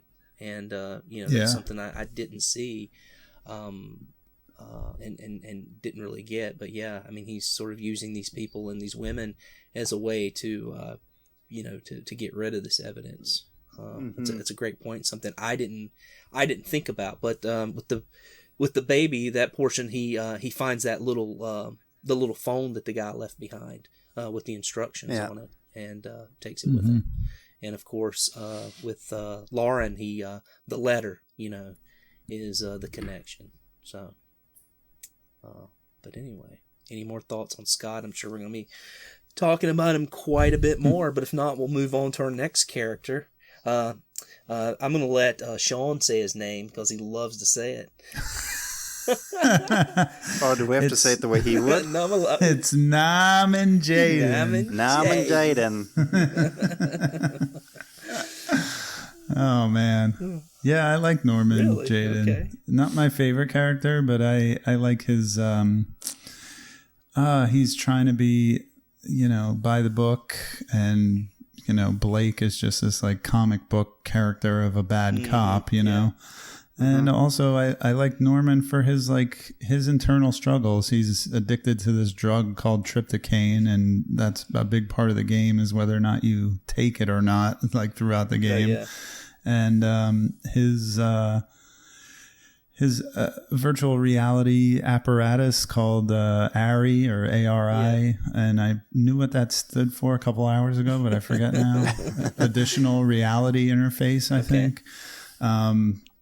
That I think one of the major themes of this game to me that I mentioned in the forum is each character's grip on reality, and I think Norman's story arc kind of plays to that theme the most because of he's literally using a virtual reality world and kind of has trouble coping between the real world and that, and his drug addiction plays into it. I don't know. Not my favorite character, but I think he was one of the more interesting of the bunch. Yeah, I gotta agree. Not my favorite character at all. I think he was probably my least favorite character in the game. And you and I had a little bit of back and forth on the forums about, sort of our thoughts on him, and especially with the ARI interface. And I totally get what you're saying, and about the whole, everyone struggling, in the game with something, and I do like that portion of the game. I don't know. The ARI felt really out of place to me as a sort of a piece of technology that, doesn't really exist right now. I guess it does somewhat, or could exist, as far as virtual reality goes. I'm sure that they could make that happen, but it just felt oddly out of place to me. I mean, I want to say this story felt like one of the old, 1920s, 1930s sort of film noir, type films that were going on at the time. A lot of the characters' cars were old. Scott Shelby wore that trench coat. And it had a real, it had an older feel to it that, such movies as LA Confidential or something like that. Right. And I think they are going for a certain degree of noir style in this game. Yeah, I do too. And so that sort of, that commingling of those two, a more modern kind of sci-fi element, which I guess it's not really sci-fi. It's maybe science nonfiction instead of science fiction, right? Probably. Because it could happen. I mean, we're in the age now where that could definitely, be a police tool. And maybe is that we don't know about secretly. But I don't know. It just it kind of clashed for me. But I totally get what Sean's saying, and for the most part, I agree with it. It's just it kind of took me out of the story a bit. It made me kind of it kind of broke that wall for me where I didn't. As I was playing Heavy Rain, I didn't ever feel like I was playing a video game until I was searching through those AR files and doing that thing. Then it felt very gamey to me. I felt like. Okay, because so how did you feel about going through crime scenes and looking for clues and evidence, scanning the environment? Yeah. I mean, that didn't feel gamey to me. It just felt like I was more part of an interactive movie. Okay. But I guess with the more, the more modern technology and stuff like that, having to interface with that and using it felt like a lot different than as far as, physically walking around looking for clues, and if that makes sense. Right. Because I really enjoyed, using the ARI to go through files and clues and evidence. But like to when I had to like look for those clues, I didn't find those moments as enjoyable. Okay, so just Like the I opposite. preferred the scene. I'm saying I preferred the scenes where like Norman would sit at his desk and go through the files. That's really interesting. I guess I would have felt better if it had like a more of like a CSI element to it, like a lab Maybe. sort of element to it. I think it would have been I would have felt more comfortable with that, and it felt more kind of cohesive to me. But yeah, Right. And I guess because I was thinking like, okay, this is what the ARI is for, right? Mm-hmm. It's like it's the lab wherever you are. Sure. Like the lab goes with you. Yeah.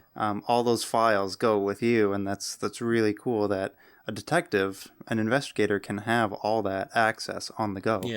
Yeah.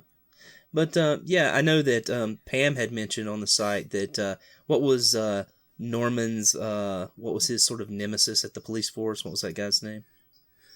Carter Blake? Blake. Blake. Yeah, Blake. Yeah. I know she said that she really didn't like that character so much. It was Neither did I. one of those secondary characters, kind of Blake. bad cop. Oh yeah, and he's not there to be liked. Sure.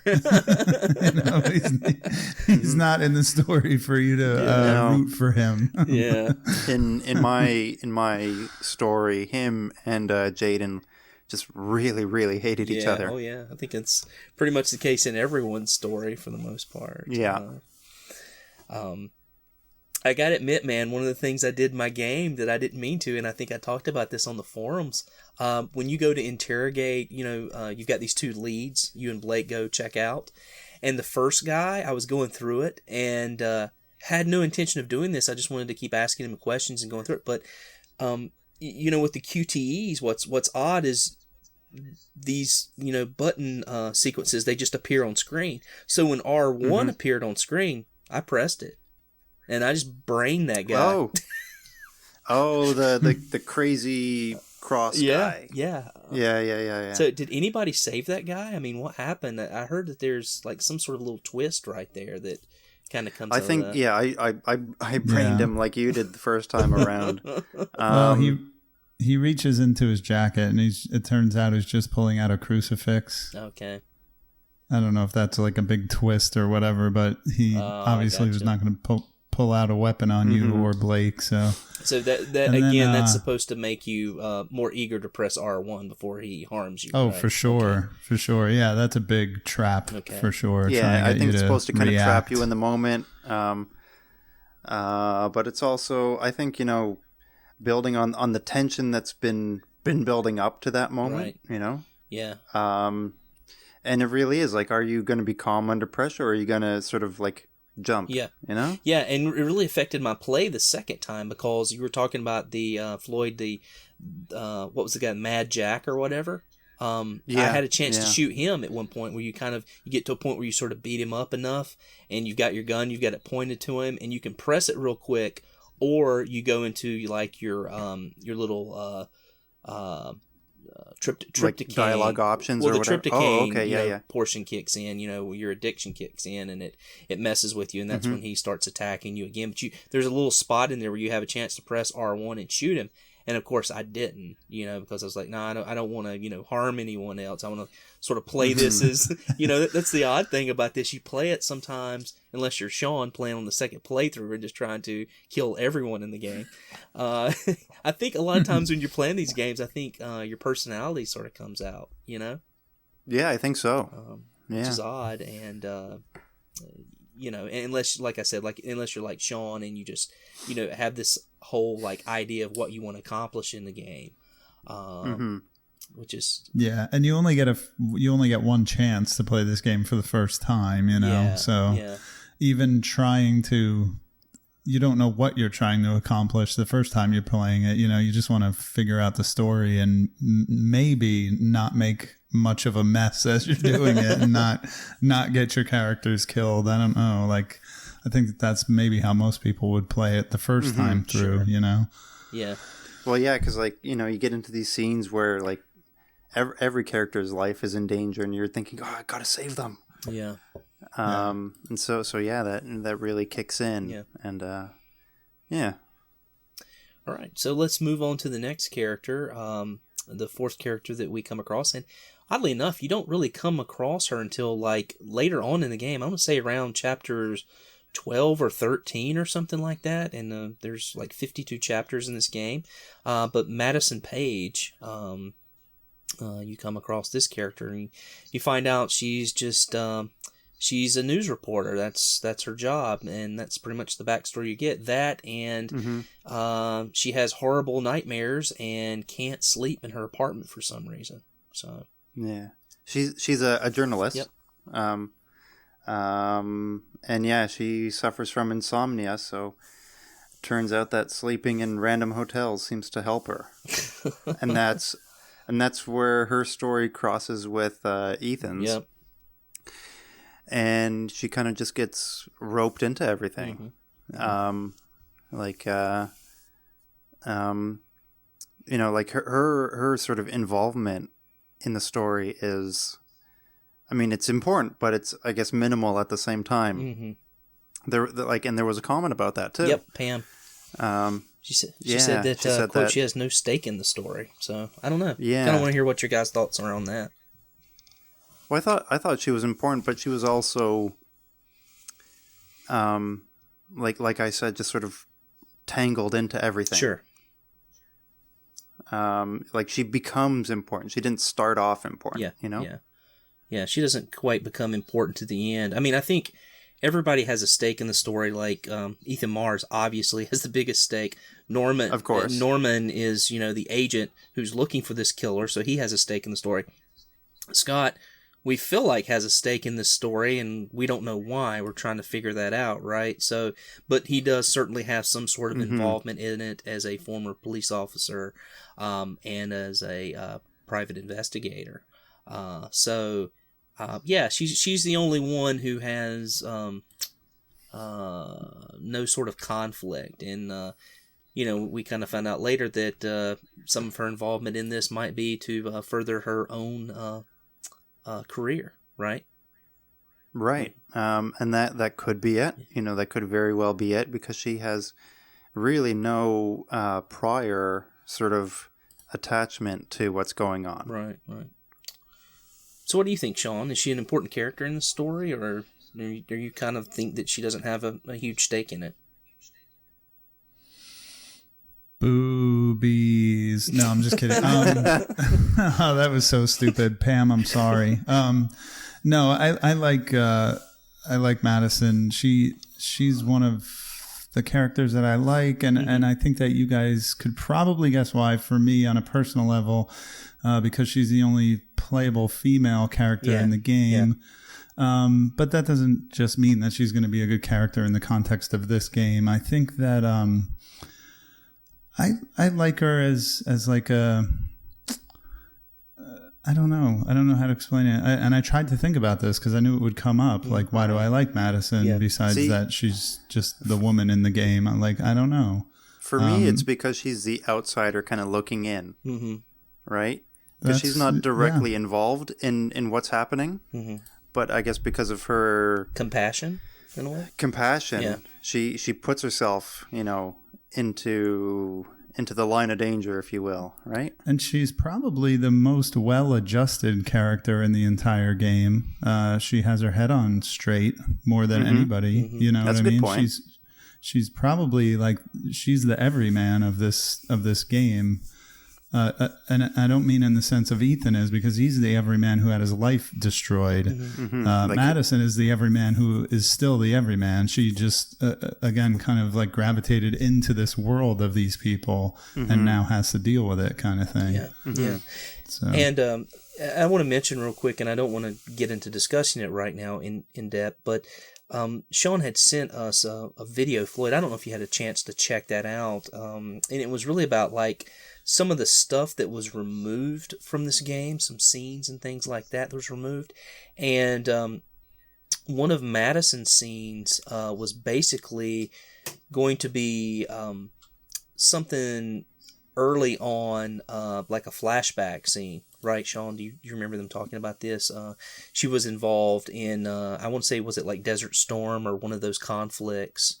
Oh, that's right. Yeah. And it sort of explains why she's having these nightmares and things like that. And I think with a little bit more backstory like that, being a war journalist and things that she's seen and atrocities and things like that, I think that kind of would have helped her character a lot and made her, made people kind of understand why she is more compassionate toward this guy, and how she knows he's not really the killer, but she's, still trying to help him out. Because she's seen all these horrible things that he's put himself through to try to save his son, obviously. I think some of that would have clarified it and made her a better character, a little broadening, if you will, of her backstory. And I think that lack of it sort of hurts how people perceive her character a bit, if that makes sense. No, it totally makes sense. Yeah, and, I don't argue that. Yeah. Point. I think we're all on the same page here. I think I do remember watching that video a couple years ago. But yeah, I think her character definitely would have benefited from a little more backstory, so we know where she's coming from and why she suffers what she does suffer. Because as Sean said, everybody has some sort of shortcoming. Yeah. Well, and I think that's the big question for most people, and what they don't understand about this character is, like, she's putting her life on the line a lot of times, for Ethan, who she, really doesn't know. I mean, just associating herself with him, knowing where he's, because she knows who he is, knowing where he's hiding out, keeping that information from the police. And then also going into the club with Paco, who's the most unbelievable character in this game. If we're going to talk about secondary characters, wow. I mean, wow, what a guy. Unbelievable. But yeah, I mean, I really think, like, that's where people's minds are. Like, why would somebody do this? Why would you help out a stranger like this? And it's a valid point, but I think with a little more context, I think it could have been pulled off a little bit better. Though I'm not complaining, as far as that being missing. All right, and then the other character, and Floyd and I, we were kind of talking about this earlier too, and not really a main character because you don't play as her, but Lauren Winter becomes sort of a main character in this game, and I just kind of wanted to touch on her for a minute and get you guys' thoughts on that character, even though she's, like we said, not playable. Looking back at it, I think Lauren's character is more interesting than I initially thought, because she is the mother of one of the children who was abducted, and so she just wants closure on everything. Sure. And she wants to find out who the origami killer is, so she can finally close that chapter of her life. But little does she know, she's actually working with him the whole time. Yeah, and that's sort of a plot device as well, used very well by the developers of this game, as far as sucking us in, having this compassionate character being helped by Scott Shelby, and Shelby just kind of being like, I don't want you to get hurt, and that sort of thing. I mean, it really draws you away from him, having her in the game. And like you said, I mean, even that, and especially the moment where you're trying to save her, which, I failed to do. I was really sad about that. That was tough for me, not being able to save her. And, for me, I'd gotten so far and missed it so bad that Scott was more worried about his own life, and he didn't even try to save her. I didn't even get to the point where he was actually trying to save her, or, working. Oh, really? So that wow. then becomes an option to, like, just self-preservation, not even save her. Well, it was sort of automatic. I guess I had taken so long, that right. To try to, shake my hands free of the steering wheel or whatever, that it just became a moment of self-preservation on his part, but it made me kind of look at him a little bit differently and say, man, he's not even going back down there and trying to save her, coming up for air and going back down or anything like that. He's just going to, of course, enact revenge. So anyway. How about you, Sean? Thoughts on Lauren? I like Lauren. I liked her a lot more when she shoots Scott in the face at the end. Oh, wow. Yeah. Tell us about that, man. That's curious. See, I didn't get that ending. No, because you didn't try to kill everyone, Floyd. Yeah, so that's true. That's true. So if you get some of the bad endings where the origami killer doesn't get caught, if Lauren dies, there's a scene with him just Scott Shelby just walking the streets like free as a bird, you know, the end. And I didn't get that ending, but I saw it on YouTube, and it's like, damn, that must be brutal. Yeah. But in the ending known as, I think, A Mother's Revenge, she just says, like, somehow she's figured him out, confronts him on the street, and just says, like, you know, you played me just like you played all these other victims. You were just collecting the evidence from your crimes. And then she says, I promised my son I would kill the man who murdered him, and I'm going to keep my promise. And then just pulls out a gun, shoots him right in the face. Oh, wow. Yeah. That's sweet justice, right? Yeah, wow.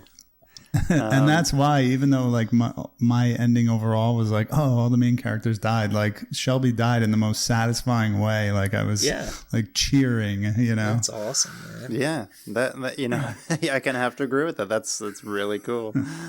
Yeah, my ending was that all my characters lived, and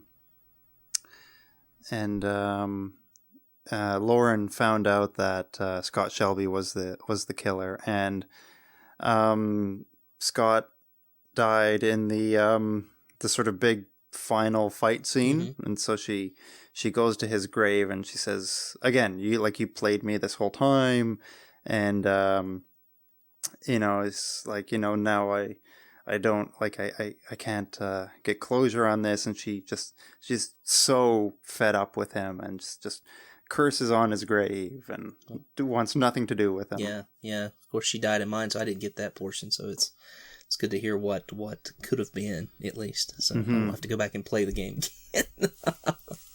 But again, I mean, I don't know. I mean, this is a game that I would definitely recommend, and you know, one that, you know, I wouldn't have a problem going back and playing, like, you know, 5 years down the road or longer. I'd want some time away from it, but definitely one I would consider playing again, and definitely one that won't leave my collection. You know what I mean? So yeah, for sure. Before we talk about maybe some of the secondary characters, and, you know, maybe who some of our favorites were besides Paco, I wanted to talk a little bit about who would we cast. There's this well, it's not a rumor, but New Line Cinema has purchased the rights to the film, so this could actually be a motion picture one day. Is this new news, or no? When? No, I think they purchased it quite a while back. They haven't done anything with it yet, but you know, I think you never know. You never know, and it's got a good story, and I think it would work solidly as a movie. And not a lot of people would be surprised. You know, people, gamers, you know, would be out there spoiling it for everyone. Yeah. But if you had to cast like the 4 main characters, and we can do 5 if you guys have someone for Lauren, but as far as Ethan, Scott, Norman, and Madison, who would you cast in those roles? I'm interested to hear you guys' thoughts on that.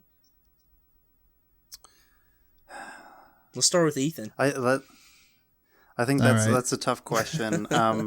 Something you need to sort of be prepared for. All right, I'm prepared. I have a good one. Okay. All right, picture this. Christopher Nolan presents Heavy Rain, starring Christian Bale as Ethan. Okay. Anne Hathaway as Madison. Michael I don't know about that. Michael Caine as Shelby. Okay. And I like that. And Cillian Murphy as Nam and Jaden. I liked how you did that. I liked how you went Christopher Nolan and you picked like characters that are actors and actresses that Christopher Nolan uses in his films. So yeah, I like that. No, that's what I want. I think that would be pretty badass of a movie. Oh, okay. But that could be good. It'll never happen that way, but no. A man can dream. Oh, yeah. Right. I mean, Nolan would be an incredible director. I mean, because he has that sort of that darkness. He can pull off that darkness like heavy enough to make a film. This dark. Yeah. The only other director a director who would be probably more attuned to this kind of subject matter would be David Lynch. The director of like Fight Club and Seven. Like he does those nasty, dark, gritty. No, that's not Lynch. Is that? Oh, I'm sorry, David Fincher. Yeah, David yeah. Fincher. No, you're right. Boy. You're right. Fincher would be great. Or David Lynch. Let's have a David Lynch Heavy Rain. Oh, man, this isn't quite He would weird definitely enough do for the Lynch. Norman Backwards parts really talking well. midgets and Yeah, nowhere heavy enough and weird enough for Lynch, but I'm sure he could do it. You know, he was supposed to direct Return of the Jedi. Lynch was the third Star Wars Really? film 6. Yeah, he turned it down and made Dune, which is amazing. But that's a story for Big another time. mistake. Let's get back on track. But yeah, I'm totally with you, man. I could totally see Fincher doing this film. There's some great calls. Yeah. But I don't know. I'm thinking for Ethan Mars. The only name that sort of jumps out at me is maybe Jake Gyllenhaal, because he's done a lot of darker roles lately. okay, yeah, he's I'm got a very thinking sad movies look like, about him too. He does. I'm thinking movies like Nightcrawler and stuff like that. yeah, Nightcrawler was awesome. Scott is tough to cast. Oh, really? Okay. You know what I wrote down as a joke at first? Kevin James for Scott Shelby. That's awesome. Maybe that could be his serious role, like Adam Sandler in Punch Drunk Love. You know, There you go. Everybody needs their serious role breakout. So Kevin James. let's give him a That's shot. awesome. I don't know. That's tough. Jeez. We'll move on to the next. Well, We'll move on to Norman if you can't think of one for Scott. What do you got? Norman Jaden.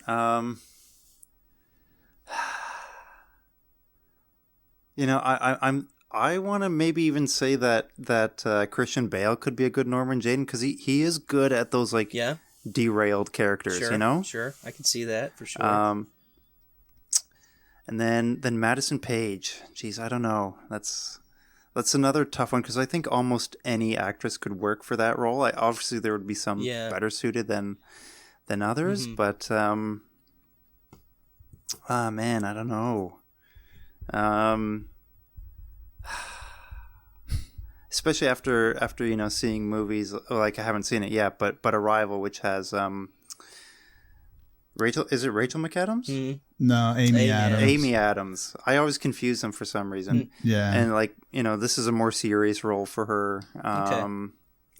That's a tough one. It's not as tough as Scott Shelby, but yeah, not the hardest role to fill, but still a tough question to answer. Yeah, the problem with Madison is, like, you have to find someone that's kind of badass too, someone who's sort of an action oriented person. So that's a tough cast. That really is. That was the one that was probably the toughest for me. All right, so check mine out. Here we go. Ethan Mars, Ewan McGregor, because he's in like every Taken movie. That's a good. Right? I like that better than my choice. So Ewan McGregor, Scott.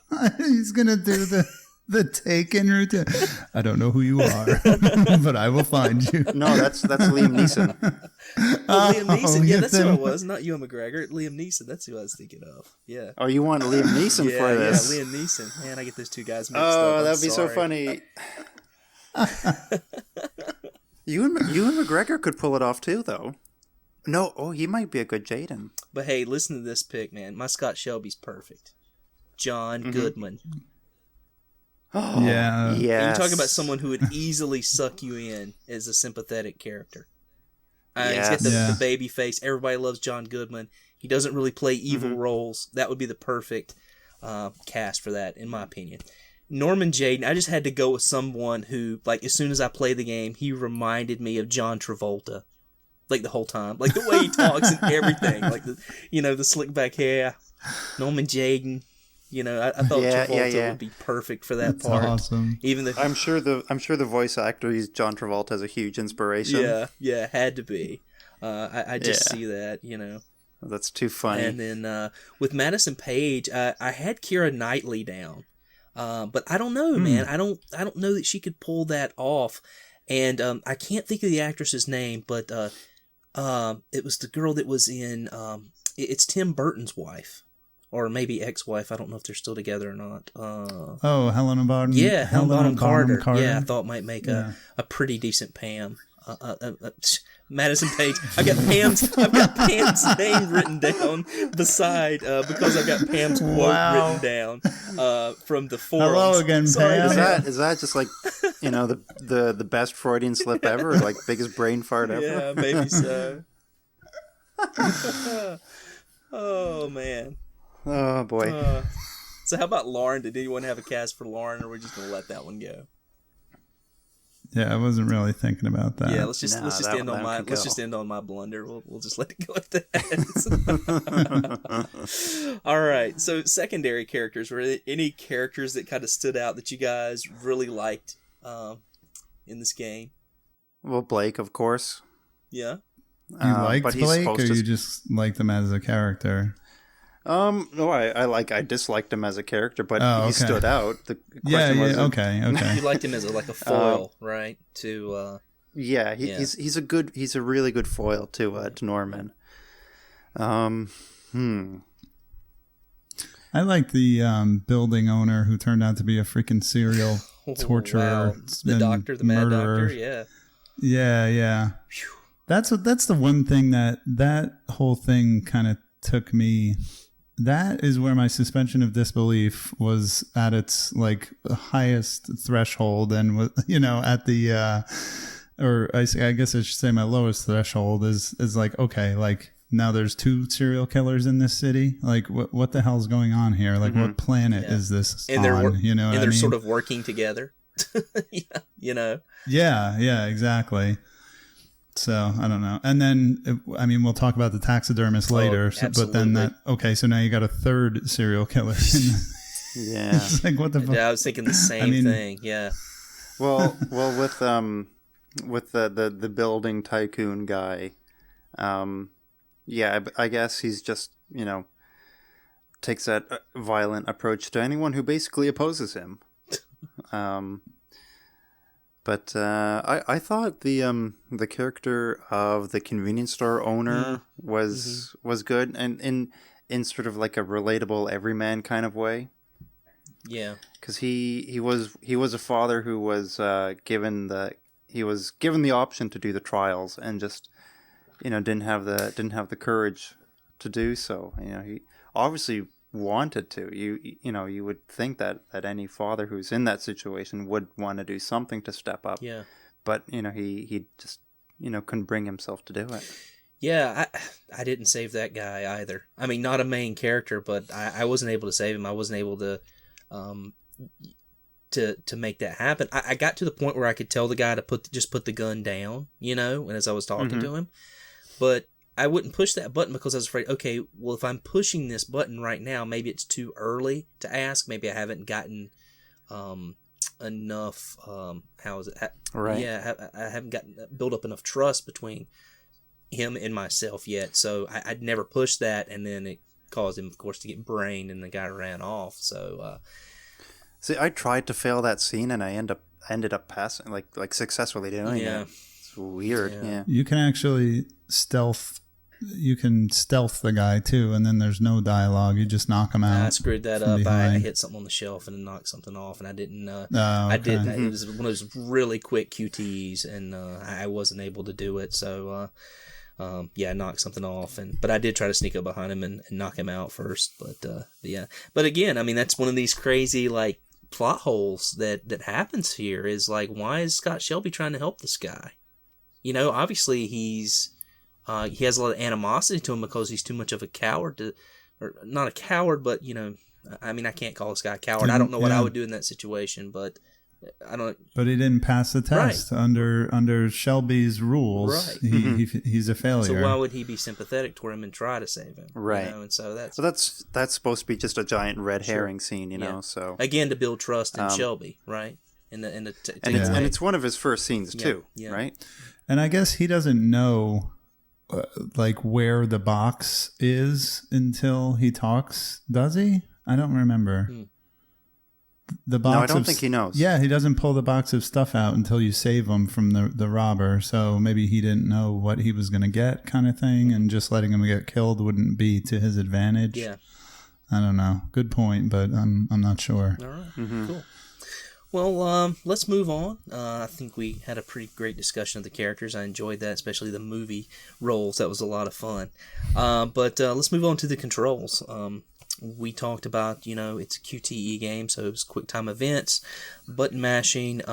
What did you think about the controls for this game? Do you think it works for the type of game it is? I know, at this point in time, it wasn't the first, of course, because, Indigo Prophecy, we played that one, and there have been QTE games, for sure, in the past, or more games or more kind of point and clicky, this is just kind of adding a different layer to it.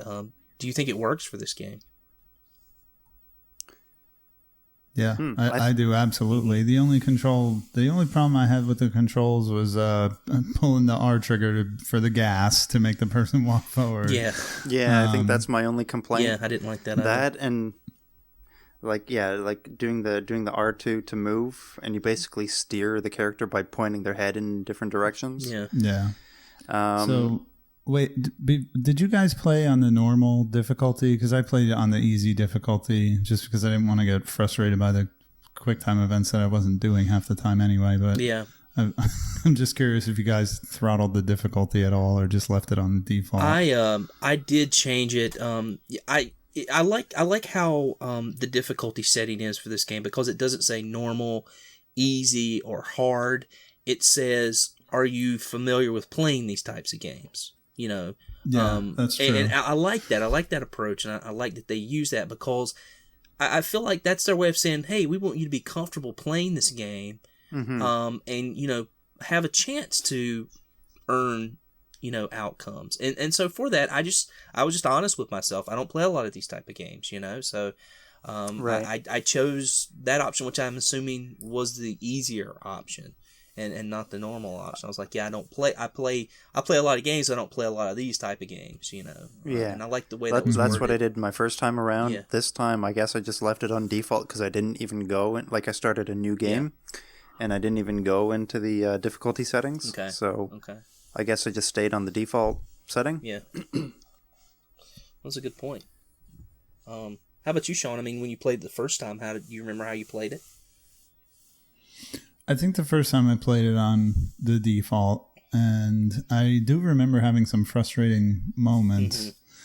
And I will tell you, the one time I actually kind of cheated the game, the first time I played it, it was frustrating the living hell out of me. There's a scene at the very end where Madison has to hastily jump on her motorcycle to escape, I guess, the main scene at the end, to escape the police, I think. Okay. And that QTE, I kept failing it. And I really, I hate to say I cheated, but like I kept saying, like, I got this far. Like, it was so like split second. I couldn't believe how hard it was to pull off to get her to escape on the motorcycle. That was like the one time I had like a major frustration with a QTE. But of course, this time around it was very. I think it's more simple. I think they give you a little bit more time to press the buttons. So yeah, I mean, it literally was like easy. Yeah. So. I would say that my only problem with the QTEs is that sometimes I wouldn't be able to see some of the buttons, or like, you know how like you press, was it L1 or L2, like to make like your thoughts kind of, your thoughts would come L2? up. Yeah. Yeah. And when your thoughts would come up, they would kind of circle like in behind your character sometimes. And sometimes they were so small you couldn't tell if it was like an X or a square or anything like that. And I felt like sometimes I couldn't determine, and I wasn't able to do what I wanted to do, or I had to sit there and wait for like, a certain option to kind of swing around so I could see it better. And I really didn't like that. And then the other thing was, I wish that the QTs would have been a little more color coordinated. I wish there had been some color in there instead of every button press that popped up being white. I thought that was hard to see, and sometimes. Yeah, I have to agree with that. And I would have liked a little bit of color that's a good coding, point. with the PlayStation controller to, because I mean, I can actually associate the colors with the, the square or the X or the triangle or the circle, as well as I can, the shape. And so that would have been, I think, helpful for me if it would have had something to make it stand out a little more. I think with the few times that I did fail, it was not because I didn't know where the location of the button was. It's just that I couldn't make out what was being popped up on the symbol screen. it was. Yeah. And in that same vein, sometimes I couldn't tell if I had to hold it down or keep, I would miss it because you have to keep tapping it sometimes, just depending on, whether it's pulsating or not. So it was a little confusing. Yeah, I had that problem too. Yeah. Sort of the fact that they were intended to be sort of not intrusive. And I think this is sort of like a progression thing that Quantic Dream has tried to do. Like if you look at their history of games with Indigo Prophecy being the first major one with like super in your face, button prompts, and then Heavy Rain, they were sort of more subtle, and then Beyond Two Souls is very subtle with their button prompts. So for two people that have played Beyond Two Souls, do you think because for me, I was going to talk about comparing it to Indigo Prophecy since I've obviously played that as well. It was night and day, so much better. And you guys had told me that before we, when we were talking about Indigo Prophecy. Oh, definitely. So do you think even they bettered it even with Beyond Two Souls? It gets even better as you go? It's better and different at the same time, I guess. Yeah. Yeah, it's very different. Instead of an arrow pointing down, you have like I guess it's like a dot. I think it's a dot on the screen, and if it's in the lower portion of the screen, you push down. Yeah. Okay. And sometimes it's just pay attention to the environment. Like if you have to jump over a fence, you have to press up. Okay. All right. So it's it's even more minimalist. Yeah. Well, I really like the QTEs in this game, and I'm being kind of nitpicky. I realize that, but one of the things that I really liked was how things were really well integrated. Like if I was opening a cabinet, I would use the same motion on the thumbstick that I would use to open a cabinet, kind of push to the side and pull and swing, down. Or you swing to the left, swing to the right. I liked how that was integrated. I also liked... it was sort of a new feature from Indigo Prophecy where you would have to hold down buttons. You'd hold down one button, a second button, and then a third button, and sometimes a fourth button if you were in that crazy power plant. I really liked that too. I liked how they came up with some new ideas for QTEs, and it wasn't just mash X, mash square, mash circle, mash R1 or something like that. Right. They got a little more creative with it, and I appreciate that, and I thought it was done really, really well. Yeah.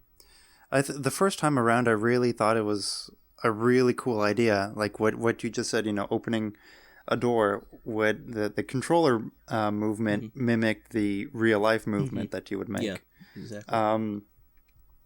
This time around, I think it was just I just want to open that door. Just, it'd almost be more convenient if it was less of a recreation of a real life movement. Yeah. I don't know if Sean feels the same way. It's to open a cupboard door to do that, swinging motion was, cumbersome. I know what they're trying to do, but I guess because I've done it already, the effect is lost on me. Yeah, I think I'm more with Rich in that excuse me. Sorry, I had to clear my throat there. My impression is that it is kind of cool how they did it. They were very creative with the presses, and a lot of times I felt like I was doing the thing, pulling a trigger to grip something or holding the buttons. The power plant scene is a perfect example of that, but there's other ones in the beginning taking the groceries from Ethan's wife. Yeah. You have to hold the buttons down to get them all in your arm. So I don't know, it's kind of neat. And I just remember at the time playing it for the first time, it was like nothing I had ever played, because I didn't play Indigo Prophecy until after I played Heavy Rain. And this to me the first time was just so totally different from any other game I've ever played. So now it's a bit, having played all these kind of games, and there's other ones now like Until Dawn. I haven't played it, but I understand it's very much like Heavy Rain with the QTEs and the contextual button presses all throughout the game. But at the time, it was something really, at least to me, very groundbreaking. And, no, I agree with that. Yeah. I think just the second time around, it was like, okay, I know what you're doing. It's cool, but like, let me just do the thing I'm trying to do. Yeah. Sure. Well, I think we need to mention this, though. I don't know that any of us played it this way or ever played this way, but this game's set up to play with the PlayStation Move, and it has support for that. We had mentioned the Taxidermist, the DLC. It's the only DLC for this, of something they were going to do called Heavy Rain Chronicles. And the reason I mention that is because it took a while for them to really get the PlayStation Move support dialed in for this game. And because of that, they spent most of their time doing that and pushing all their finances toward that project instead of the Heavy Rain Chronicles, and that's why we only got one release from that. Yeah, which is really such a freaking drag. Like, what a waste. I know. You think about what you could have had. I mean, you could probably had, like we were talking about with Madison's backstory. We might have had that, and that would have helped deepen some of these characters, I think. And instead, we got the Taxidermist, which... Yeah, we'll talk about that in a little while. But did any of you play with PlayStation Move support? Have you tried it with it? Is it something you would even be interested in doing? You know what? On Friday night when I was trying PlayStation VR was the first time I've ever touched PlayStation Move controllers in my life. So I don't own them, and I probably won't ever. So I don't know. Yeah, it's not something I have interest in doing, but I feel like, as far as discussing this game is something we have to mention, that it does support. Oh, yeah, that. For sure. Mm-hmm. Yeah. So we'll move on from controls and just talk a little bit about graphics. Of course, the graphics in this game, it's full body and facial motion capture. I got to watch a little bit of the making of videos for this game after I finished, and, wow. Pretty intense. Saw some of the scene from Madison's apartment getting acted out on a green screen stage, and it was pretty wild. It's amazing what they can do. Yeah, those extra features videos are really cool. And I think I love the graphics in this game, and I was kind of curious how would they hold up, because I thought at the time they were so like amazingly realistic, Yeah. And I feel like they do hold up, and I do love that they really feel like real life locations. Yeah. They feel like these like rundown places that have actually been lived in. There's a lot of like really good world building, quote unquote, being done here just by the graphics. You can tell this is not the best part of town, that these people are living in. It's not the best city to live in general, maybe. And just the graphics really show that a lot of the time. And that's pretty cool to me. Yeah. What do you mean it's not the best place in town? I mean, there's 3 serial killers. Yeah, exactly. But I guess that's what isn't that what Quantic Dream is kind of known for? Is they make these really visually impressive games. Yeah. For the time, Indigo Prophecy looked really good. Yeah. Now we have this, and then Beyond Two Souls, and now we have Detroit. Was it Beyond Human? I don't know. Too Human. Or something like that. I don't know. More human than human. Oh, wait, that's the Rob Zombie version. Yeah, there we go. Human after all, Daft Punk. I'm only human. Yeah. There we go. That's kind of what they do. Nice. Is they make these really visually nice looking games. But what blew me away was like the the loading screens with the close-ups of the faces, like the detail on the faces. I'm glad you brought that up. I mean, yeah, I mean, and having to look into those people's eyes and stuff, and then, it was. I don't know. It was sort of like, to me, it felt like it was kind of like just them showing off a little bit, having that as a loading screen. It's a little bit of that too, which of I'm sure course. it was. But then, like when you get to the end of it and you realize that the killer is Shelby, and you've just been thinking, I've totally like gotten sucked in by this character, and I've looked like directly into his eyes, and that sort of feeling. You're like, oh, it's creepy, man. It's really creepy, yeah. So yeah, I did get that from it. And that's pretty cool. But yeah, I agree. Graphically, like, very impressive. I would say the only scene that looked off was the sex scene, like the making out and stuff. It looked really weird. I think Pam had mentioned this on the forums. It was bizarre. Like, the faces weren't close enough, and I'm assuming that just has something to do with the way that it was captured. I wonder if they mocapped that scene.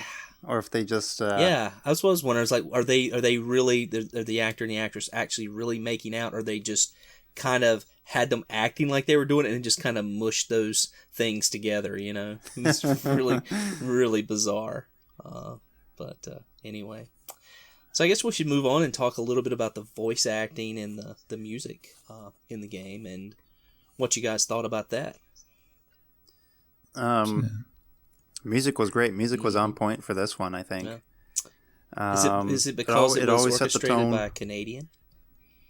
Normand that doesn't hurt. Yeah. I guess Normand Corbeil would be the pronunciation. Well, yeah. Please, thank you. I'm 5 hours from Quebec, which is like basically entirely French. I'm like Normand Corbeil. Like, oh man, we get that at New Year's. Corbell, yeah. I butcher names. We all know that. But yeah, one of the things that really struck me with this game was like when I turned it on, like that. Before I started playing the game, it was just sort of, I had it loaded and I just kind of heard it. It was kind of running in the background because I had I hadn't started it up yet. And, I was getting my drink and, kind of that stuff that prepared for when I'm getting ready to play a game, my routine. And I could just hear that orchestral soundtrack in the background. And I think, like, just hearing that, I was like, man, that is really beautiful. I think when you come into a game and you hear that, you know that there's been a lot of work done on a game. When you hear a soundtrack that's that impressive, right at the load-up screen, you're in for a real treat. And I love the soundtrack to this game. It was really awesome. Yeah, I think it was great.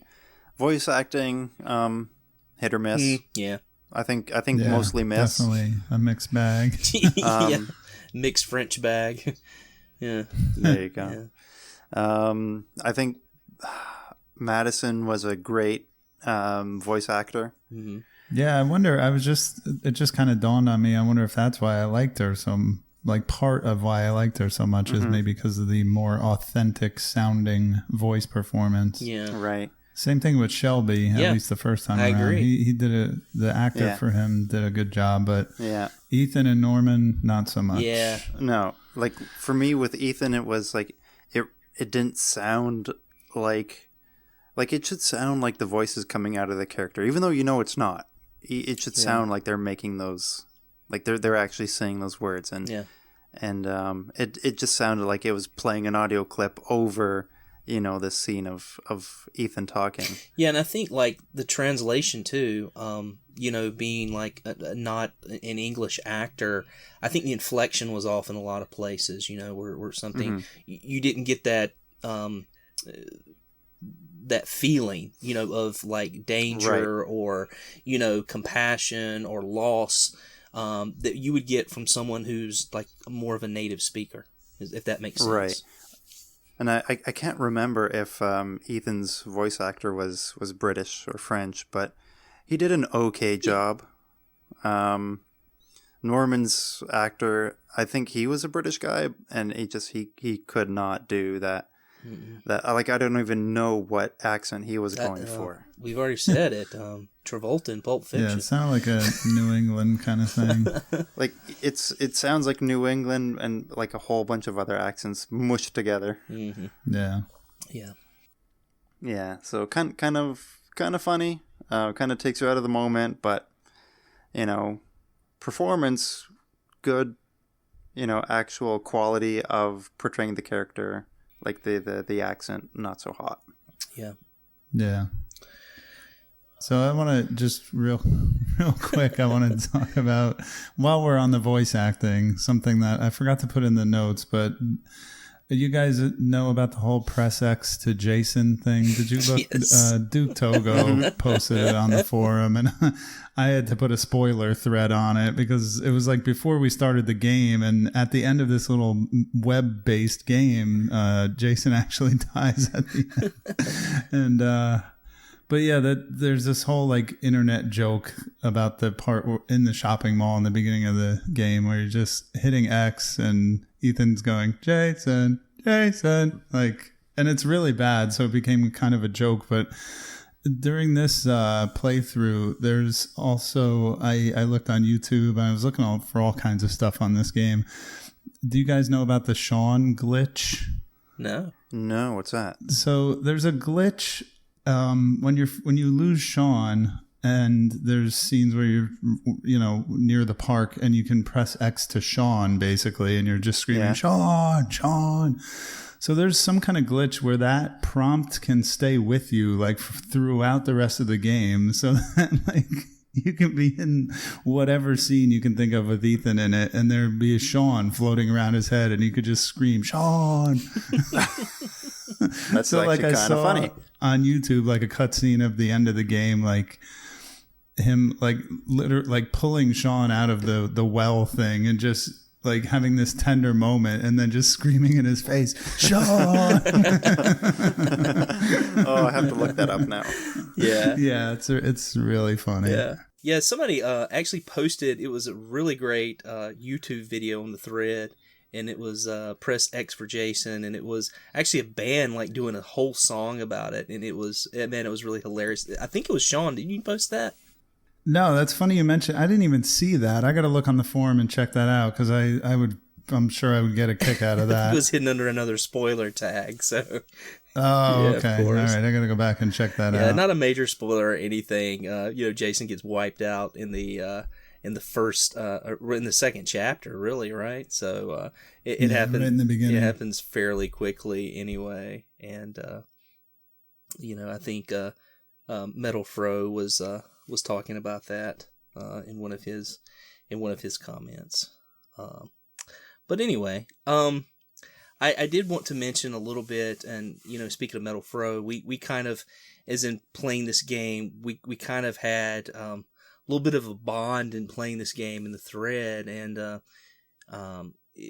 I have kids. I have 3 kids, and he has fostered a lot of kids. He and his wife are really good people, and spend time with foster kids and let them live with them. And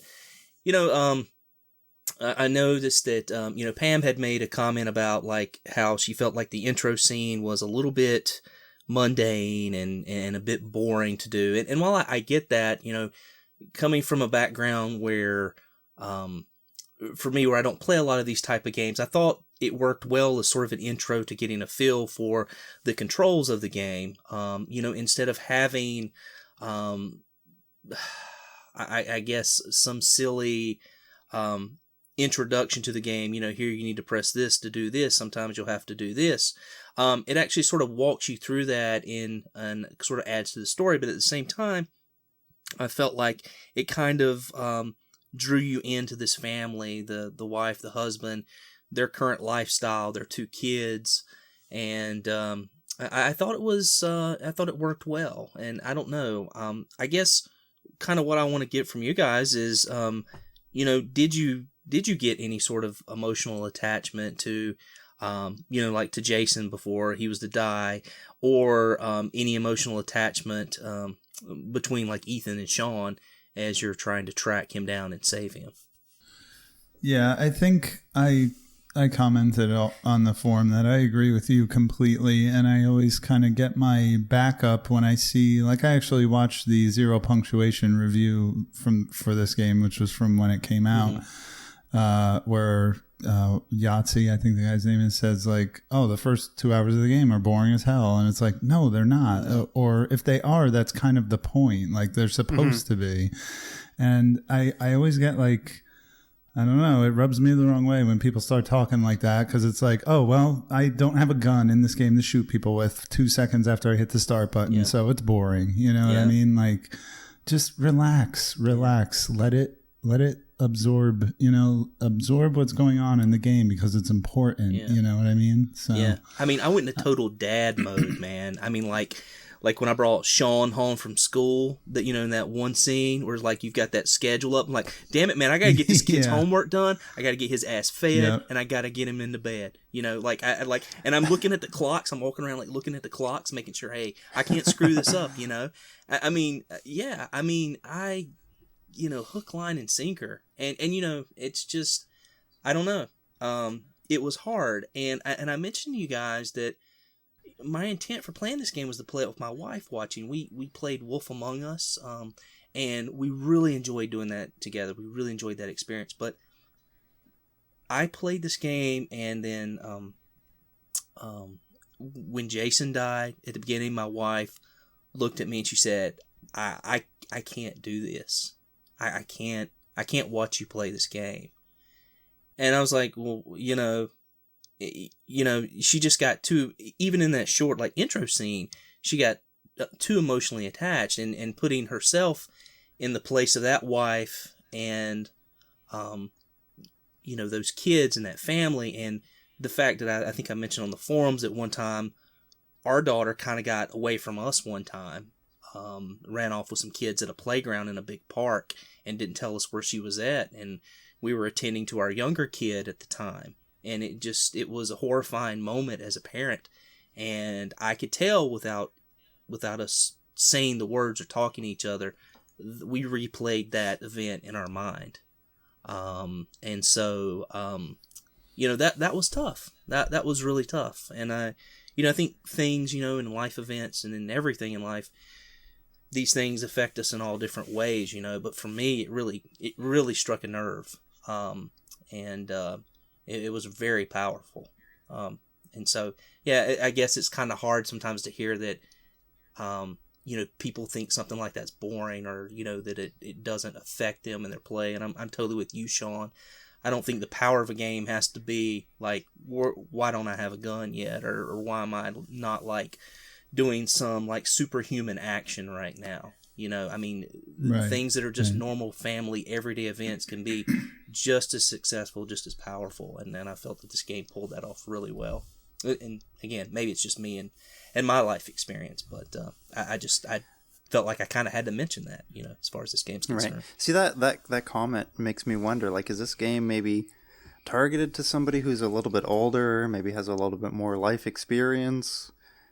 Sure. Maybe is more of like a thinking person, because I guess it is quite possible to be, too young for this game, or too unprepared, for this game. Absolutely. It's not something I would let, my kids anywhere near. Right, of course. I would never like recommend this to my kids until they're like 25 plus at least. It's just, I think it's more effective, for someone, of, maybe our generation than it would be, definitely someone younger. No, I understand. I agree. Just, depending on where you're at in your life too. I mean, it could, have a different impact. So I thought it was really impactful, and it drew me in from that. I couldn't stop playing after that. I had to know, who this person was. But again, it's something that my wife and I watch these shows all the time, these Dateline shows and things like that. And it's something I thought, oh, this is going to be, easy to pull her in. And she read the back of the case. She was really interested. But the one thing that the back neglects to mention is that the origami killer is killing kids. And so once that was on the table, she was out. And, kind of a shame. I think she would have really enjoyed the story and the narrative of this. And I understand. I guess comparing this to something like your Dateline shows is, with Dateline, you're just watching TV. You're more passive about it, right? Whereas this is you're doing these actions. Yeah. And Dateline stuff tends to not. It tends to be more adult oriented when it comes to things with kids. They're a little bit more censored, as far as that's concerned. Right. So they kind of play it safer. Yeah, they do. If that's possible, they do. And so I think with this, it's kind of testing some really taboo waters. As far as game, and kudos to them for that. I mean, it definitely earns that mature rating. Yeah, it's a very brave move to have kids, dying. So, but anyway, I definitely wanted to mention that, but I wanted to talk about what endings we got. Sean has sort of mentioned what his ending was, and if you're satisfied with your ending, and if you have any interest in flushing out any of the other endings. But I also want to hear, what you got the first time you played the game as opposed to this time as well. Like the first time you actually played the game, what ending did you manage to get? So let's see. I'm trying to think about my first playthrough of the game. It ended with, I know Norman Jaden died, so he didn't really have an ending. Okay. Ethan and Madison basically hooked up and took care of Sean together. Yeah. Okay. In the new home. Okay. And I don't remember what happened with Scott Shelby. Well, he probably would have died. Probably in any scenario. He probably would have right? died, right? Yeah, I think he dies in that scenario when you have the happy ending or whatever. But you were able to save Sean in your original playthrough. Yes. Okay. Yeah. How about this time? Oh, go ahead. Oh, sorry. I was going to say this time around, Ethan moved into the new house with Sean, just the two of them. Mm-hmm. Madison became a #1 selling author. Mm-hmm. She basically wrote a book about the whole origami killer, and it was called Heavy Rain. Yeah. Okay. And Jaden became like an awarded detective. And Lauren found out that Scott Shelby was a killer, and she came up to Scott's grave and said, you had me, you led me on this whole time. Mm-hmm. I couldn't believe that I was actually helping the killer of all these children, and she cursed his grave and now had more regrets going forward than she had initially. Okay. That's interesting that you said that Madison had written the book at the end. I didn't get that ending in my playthrough. Okay. Yeah, I didn't. I don't know why. I don't know what I would have had to do to actually get that ending. I did get the ending where they sort of became this. She and Ethan and Sean became a new family. Right. Definitely Shelby died. Jaden, for me, actually, I wasn't able to figure out all the clues at that last point, and I actually accused the police officer that was working with him. Gosh, I can't think of his name. You guys, Blake. I can't ever think of his name, but I actually accused Blake of possibly being the killer.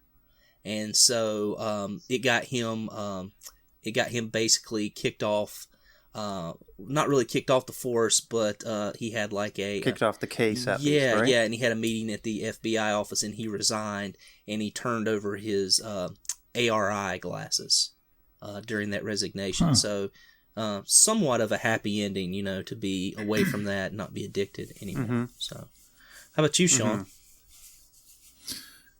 Remember your first ending? Yeah.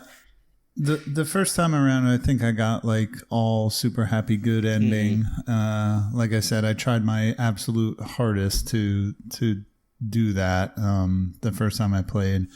So I remember, like I said, every character surviving except for Lauren. Mm-hmm. Yeah, and same here. Just the standard good stuff. I think my second playthrough now was much more interesting, just from the perspective of seeing how bad everything could go. So in the ending that I got, the way I killed Madison was when she's trying to escape Shelby's apartment, and she gets to the window and she says, "If I jump from here, I'll die." So I said, "Good idea," and I said, "Jump." And so that's how she died. And then, like, the ending that corresponds to that is there's a reporter at her grave at the end and just says, reporter Madison Page was heroically trying to solve the origami killer and died in the process, kind of thing. Yep. And then with Norman Jaden's like bad ending when he gets killed, is there actually is part of an ending to that, Floyd, and that's that the police lieutenant, I can't remember his name, is talking to Blake and says, I gotta go to Jaden's funeral, and Blake just says, "Yeah, I never saw eye to eye with him. I'm not gonna go." And then he says, "Yeah, but he left behind his glasses. What should I do with them?" And the lieutenant says, "He won't need them. Just keep them." So it's a really bad scene, actually. It takes Blake like 5 minutes to like put the glasses on. They're just like sitting on his desk and he's looking at them. And I'm just sitting there like, just put them on, Yeah, really, yeah. So he puts them on and he's in the VR world. And there's this like stinger he turns and Jaden is standing there. So I don't know if they're trying to imply that like Jaden's spirit is inhabiting Ari at the very end, but it freaks Blake out and then it just fades to black. So that was kind of interesting, but I didn't like. Well, that transitions into the next point that we're probably going to talk about. Yeah, true. But there's a few more points I wanted to make about the endings. Go ahead. Ethan Mars gets arrested, and it is assumed that he is the origami killer. Case is solved, case closed, and he commits suicide by hanging himself in his jail cell. Wow. So that's his like bad ending. And then actually there's a clip of Sean dying, and then a news broadcast of like, Sean Mars, who has been missing, was found dead, blah, blah, blah. So, yeah, it's just an all-out bummer, the way I did it. Again, with the exception of Lauren getting her revenge on Scott at the very end. That was the best part. Mm-hmm. But, yeah, I actually I searched on YouTube worst Heavy Rain endings, and that's all of them except for Shelby. If Lauren dies, like I said, Shelby just gets away and just walks scot-free from the whole thing. Scot-free, no pun intended. So, yeah.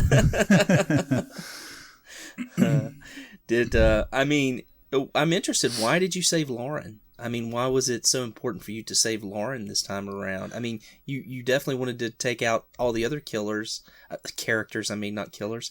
Jeez, I'm having a tough time talking tonight. But why Lauren? Why did you feel the need to save her this time? Well, it kind of dawned on me, like, I guess as I was playing the game and I said to myself, well, I want to see what happens if all the main characters die. Sure. So inversely, I wanted to see what happens if Lauren survives because she died in my first playthrough. Okay, so I have to say that worked out like quite nicely. Yeah, that's a cool ending, man. Mm-hmm. Yeah, very cool. All right. So we mentioned that David Cage has said before that these games are meant to be played basically one time. Whatever your experience is with the game is what you should take away. That should be your story. That should be your final narrative. And that there's no point in coming back and playing these games over and over again. I don't know. I kind of feel that maybe that's a little bit hooey. I mean, yeah, maybe. I think I kind of have to agree. I don't think and the thing that bothers me the most about that idea is that you get trophies and you get different trophies for different things in this game, and I'm just like, why would you put collectibles and trophies in a game if you Right. didn't want Special features. right, if you didn't Yeah. want people coming Yeah. back to play this. So to me, it kind of, bunks that idea, and maybe that's just, him talking, I don't know, trying to draw more Yeah. attention to his game and trying to get people to play it more and flush out the endings. Or, maybe he really does feel that way and just didn't think about how adding this extra stuff would make people want to, possibly play the game more.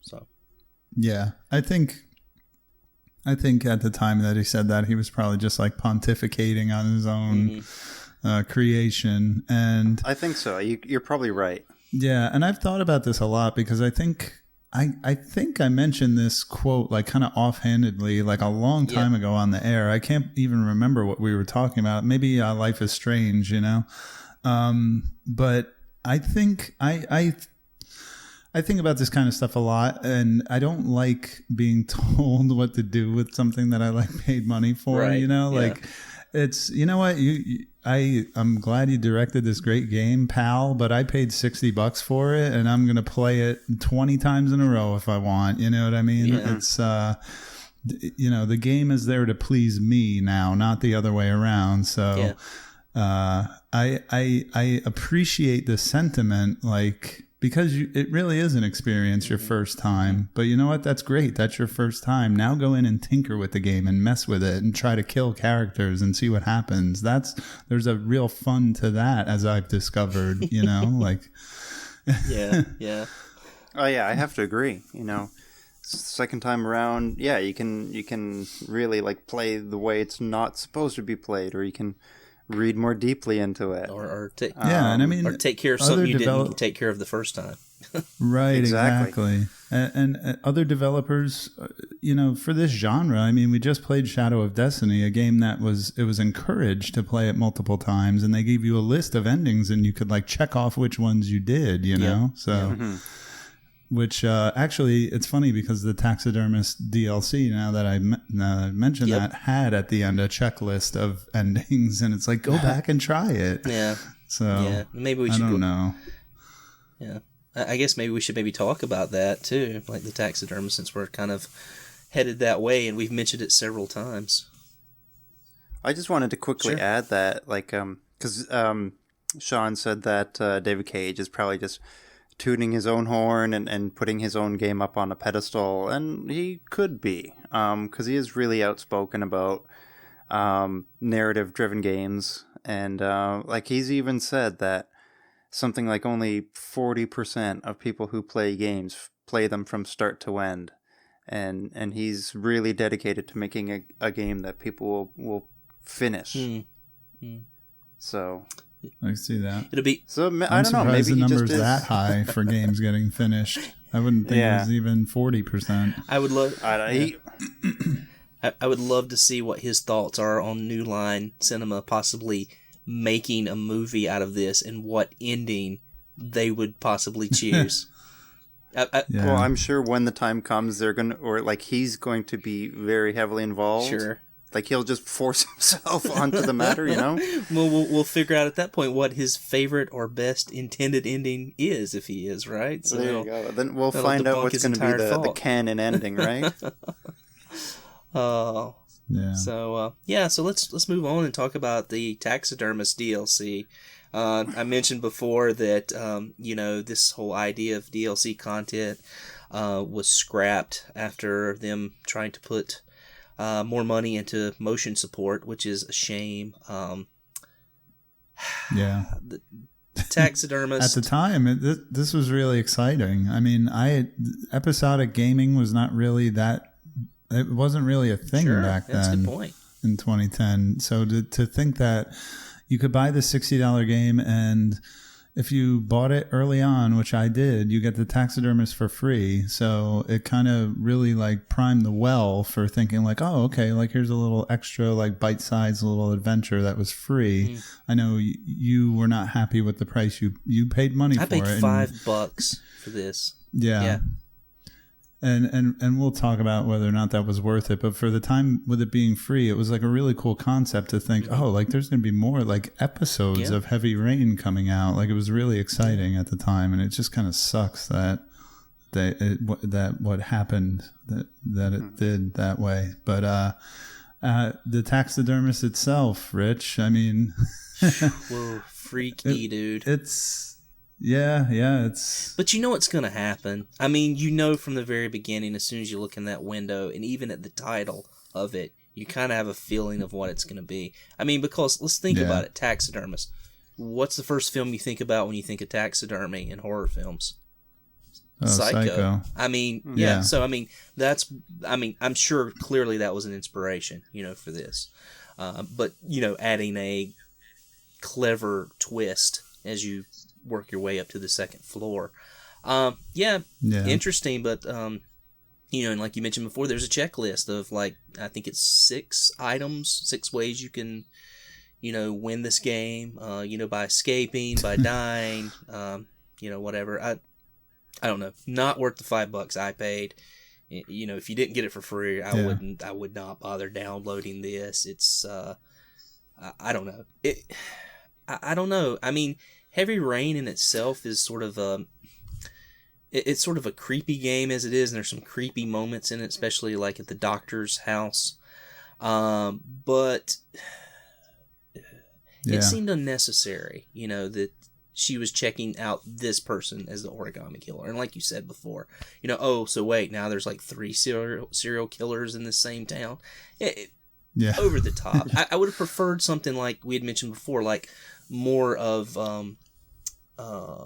Madison's backstory. I had to look at her name because I didn't want to say Pam again. But might have made that mistake. But I'm kind of going to interrupt here. Like Sean said, it really is the bad part of town. Yeah. Because there are more than one serial killers in town. Yeah. In my ending, where Madison is a top-selling author, she's actually doing a book signing, and one person who you only see from behind comes up to her and says, great job finding the origami killer, but I think you're ready for the next challenge, right? And it's basically another freaky murderer. Oh, so now there's 4. Wow. So there's 4. Great. Don't, wherever they live, don't live there. Oh man. Yeah, I'm also surprised that we haven't seen any spin-offs of this game. I mean, it would be nice to see like a continuation, like what are they doing now, or like taking some of the minor characters and making some spin-offs in the same town. I think would be an incredible idea. I would love to see like a Norman Jayden side story on a totally different case, like in some other part of the country or the world, nothing really to do cool. with the origami killer. Yeah. Just a really quick comment on the taxidermist. I think where it fails for me is that, it is a DLC, so it's fine that you can finish it in like 15 minutes if you know what to do. But there's really one of the beauties of Heavy Rain is that there are so many pivot points and branching paths that you can do. But the taxidermist is so contained that there are literally like 3 pivot points that they show you at the end of the game. And once you play it I actually played it just a couple times to see what you could actually do differently. And I think it's just too contained. It's too canned of an experience for what Heavy Rain actually is, Yeah, I completely agree. It feels out of sorts, if you will. It doesn't feel like a part of the narrative. It feels like they're trying to force it into the narrative by having her going to this guy's place to search out whether he's the origami killer or not, right?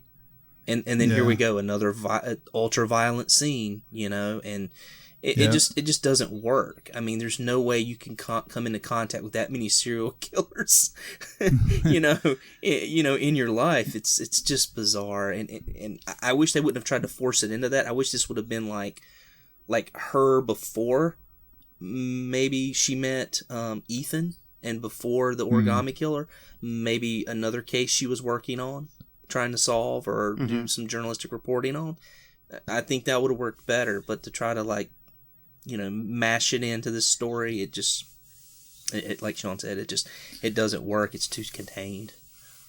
What ending did you get on the taxidermist? The first time I just kept running away from him and doing the little QTE things, and the first time I ended up like getting to the garage door to go halfway open, crawling under it, and going off, getting on the motorcycle and getting away from him. The second time I played, exactly I'm grabbing that effing chainsaw. And chainsaw. Yeah. What? There's a chainsaw in the garage, and I just. Is that the option to the right? I wondered what that was because I couldn't really see it. Okay. Well, I'd seen it before in the first time playing because I checked out the entire downstairs, and I knew the area, and I knew there was a chainsaw there, and so I grabbed that chainsaw, and I neutered that dude. It's pretty crazy. So you have to like jerk up on the motion controls to try to like start it, So that's but awesome. the irony of it is you get the same ending, whether you escape on the motorcycle or whether you kill the guy. You get the exact same. Well, because he ends up killing himself. If you encounter him and struggle with him and escape, he ends up killing himself. But if you, another ending that I did is if you escape cleanly without being discovered by him, he just gets arrested. Yeah, I wasn't able to do that. Yeah. Cool. But anyway. Yeah, it's enough of that. It's interesting. I wish there could have been more of these. Even if the taxidermist wasn't great, it showed like a promise of what they could do with better ideas as time went on. Yeah, absolutely. The next thing I kind of wanted to move on to and talk about is this. Sean, you had posted this video from Hyperbit Hero about removed elements from this game. When David Cage was interviewed about this game, he said that it was a murder mystery. It was straightforward, whereas Indigo Prophecy had some supernatural elements to it. Cage had mentioned that he wasn't doing that with this game. The irony is that he actually, in the writing of this game, had supernatural elements in it to begin with, and those things somehow got extracted. And had they left those in there, in my opinion, even though it would have made the game a little bit wackier, it would have made the game a lot more powerful, and it would have helped fill in some of those plot holes that are there because of things that were extracted from this game. I don't know how you feel about that. Yeah. No, for sure. And I highly recommend anybody who's played Heavy Rain, check out that video by Hyperbit Hero on YouTube. What are these? Supernatural elements? Are they? Just remind me. The concept that got cut was that Scott Shelby was going to be present in the crowd when Jason dies in the beginning, and that establishes some kind of psychic connection between Ethan and Shelby. So basically what it does is it explains all these blackouts that Ethan is having, why he wakes up in weird places with an origami figure in his hand kind of thing. Like, a lot of stuff that's never explained, it just kind of taken for granted. Yeah, so, and I think he mentions in the video that some of the Heavy Rain Chronicles might have been tied into those. I can't remember. I mean, I've watched this video a couple of times, but there's so much information in it. I got a little, my memory gets a little fuzzy on it, but yeah, it's kind of funny how they wanted it to be so grounded in reality, and then they end up making Beyond Two Souls, which is totally about a psychic woman with this like spirit who's with her at all times. It's, I don't know. And Indigo Prophecy had all the supernatural elements stuff. at the end. Yeah. So. I definitely think they should have left it in there. I think it would have been a lot cleaner game and still enjoyable, even if it did suspend reality a little bit. would have helped explain and, cleaned up some of those imperfections and some of those plot holes and, probably made the game a lot more powerful than it already is, though. I mean, I can't complain. It's a very powerful game as it is, and to imagine it even more powerful is just, wow. Yeah. So, all right, guys. So, were there any other things that you guys wanted to touch on with this episode, with this game? How'd you feel? Is this one you would maybe recommend? Oh, yeah. I mean, to me, this game is a absolute classic of the PlayStation 3. Agreed, yeah. There's no other game like it. Even the other Quantic Dream games, I mean, games that are like this game imitated it in some ways. Again, like Life is Strange has a lot of elements taken from this game. And Until Dawn, again, I haven't played it, but I've heard it's very much Heavy Rain inspired. But I think people really should experience this game. There are some of the moments haven't aged so well. I mean, even though the graphics hold up pretty well, like I was saying before, there are some dramatic moments that kind of fall flat. There are some moments that are unintentionally funny because a lot of times because of the voice acting. Some stuff is a little bit cheesy, but I mean, overall, it holds up. It's still a really good game, a really just an experience that draws you in, gets you emotionally invested, will have your heart pounding at certain moments. It'll piss you off. It'll make you laugh. You know what I mean? Like you'll run the gamut of emotions. So I highly, highly, highly recommend it. It's one of my favorite games ever. Yeah, I think you really hit the nail on the head there. There's nothing that I can really add to it. But yeah, definitely a recommendation from me. If you want to see, what a well-crafted game can do to sort of, get on your emotional side, this is a perfect example. And, for a narrative-driven, player choice, heavy game, this definitely gets my recommendation. Yeah, and I think you guys will remember that at our end-of-year podcast that we did last year, we talked about our favorite and least favorite games, or ones that probably disappointed us the most. If you recall, Indigo Prophecy was on my list.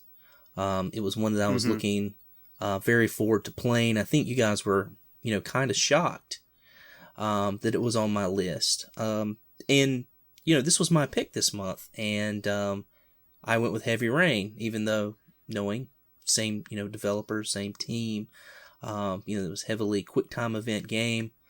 I gotta say, I'm not disappointed at all that I played this game, and I put my faith in you guys and in other people on the website who said, this is a great game. There's a lot that was improved from Indigo Prophecy. This is something you definitely need to play. And though I hated making a lot of you guys play this game again, I feel like you guys still had a great time with it, and I'm glad. And as a first-time player, this is the type of game that would definitely be on my recommendation list that people need to play. And if you want that sort of interactive, sort of cinematic experience, something that's going to tug at your heartstrings, something you're going to get really emotionally invested in, I mean, take it from me. I played it in 3 consecutive nights, and I thought about it all day when I was at work, waiting to get home that night, just praying that my kids would go to bed early so I could play this game, because it's a very adult game. You can't play this game around your kids. I think we should mention that. But I'm very happy to have played this game, and wouldn't be surprised when we meet next month if this was on my top 5 for the year list. So, not saying where it would fall, but definitely I think it may be on that list. So thanks, guys. Definitely want to mention that our December competition this year is, of course, the racing competition. So we're excited to do that. And, of course, F-Zero, Road Rash 2, and Burnout Revenge. So we hope you guys will join us. We've got some exciting things planned I've already kind of drawn up. I'm hosting F-Zero, so I've sort of already drawn up how that competition was going to work. And Floyd, you're going to be hosting which game? I will be doing Road Rash 2. Yeah, which is an awesome pick and very Floyd inspired. Floyd is our motorcycle guy in the group. So. Kind of, yeah. Like I knew like okay, F-Zero is like a pretty straightforward racing game. Yep. Burnout is kind of a game where you can just do all this sort of crazy stuff. Yep. And I know you guys both like beat 'em ups. So Road Rash is kind of like a racing beat 'em up. Yeah, it is. I was playing Downhill Domination with my son today because he wanted to play it. A game that Sean had recommended on the Collector Cast, and I was thinking it has a lot of elements of Road Rash. You know, where you could punch people going down the hill and everything, and you're racing. So it reminded me of that. And then Sean, you're going to be hosting Burnout Revenge, right? Yes, sir. Available for the PlayStation 2, original Xbox, and Xbox 360. And of course, I'll be hosting F-Zero. It's a game that I remember playing when it came out, and just a really special game, and a game that has just stood the test of times. It's one of the best racing games ever made. So I'm looking forward to it, guys. And of course, next month we'll be doing our top 5 as well for the year, and we'll probably spread a little bit of holiday cheer and drink a little bit of holiday cheer too. What do you think? For sure. Of course. All right. Well, just want to thank everyone for listening to our podcast. Remember, you can find us on iTunes or Podbean, and you can also find us on Twitter at RFG Playcast. And until next time, thanks a lot.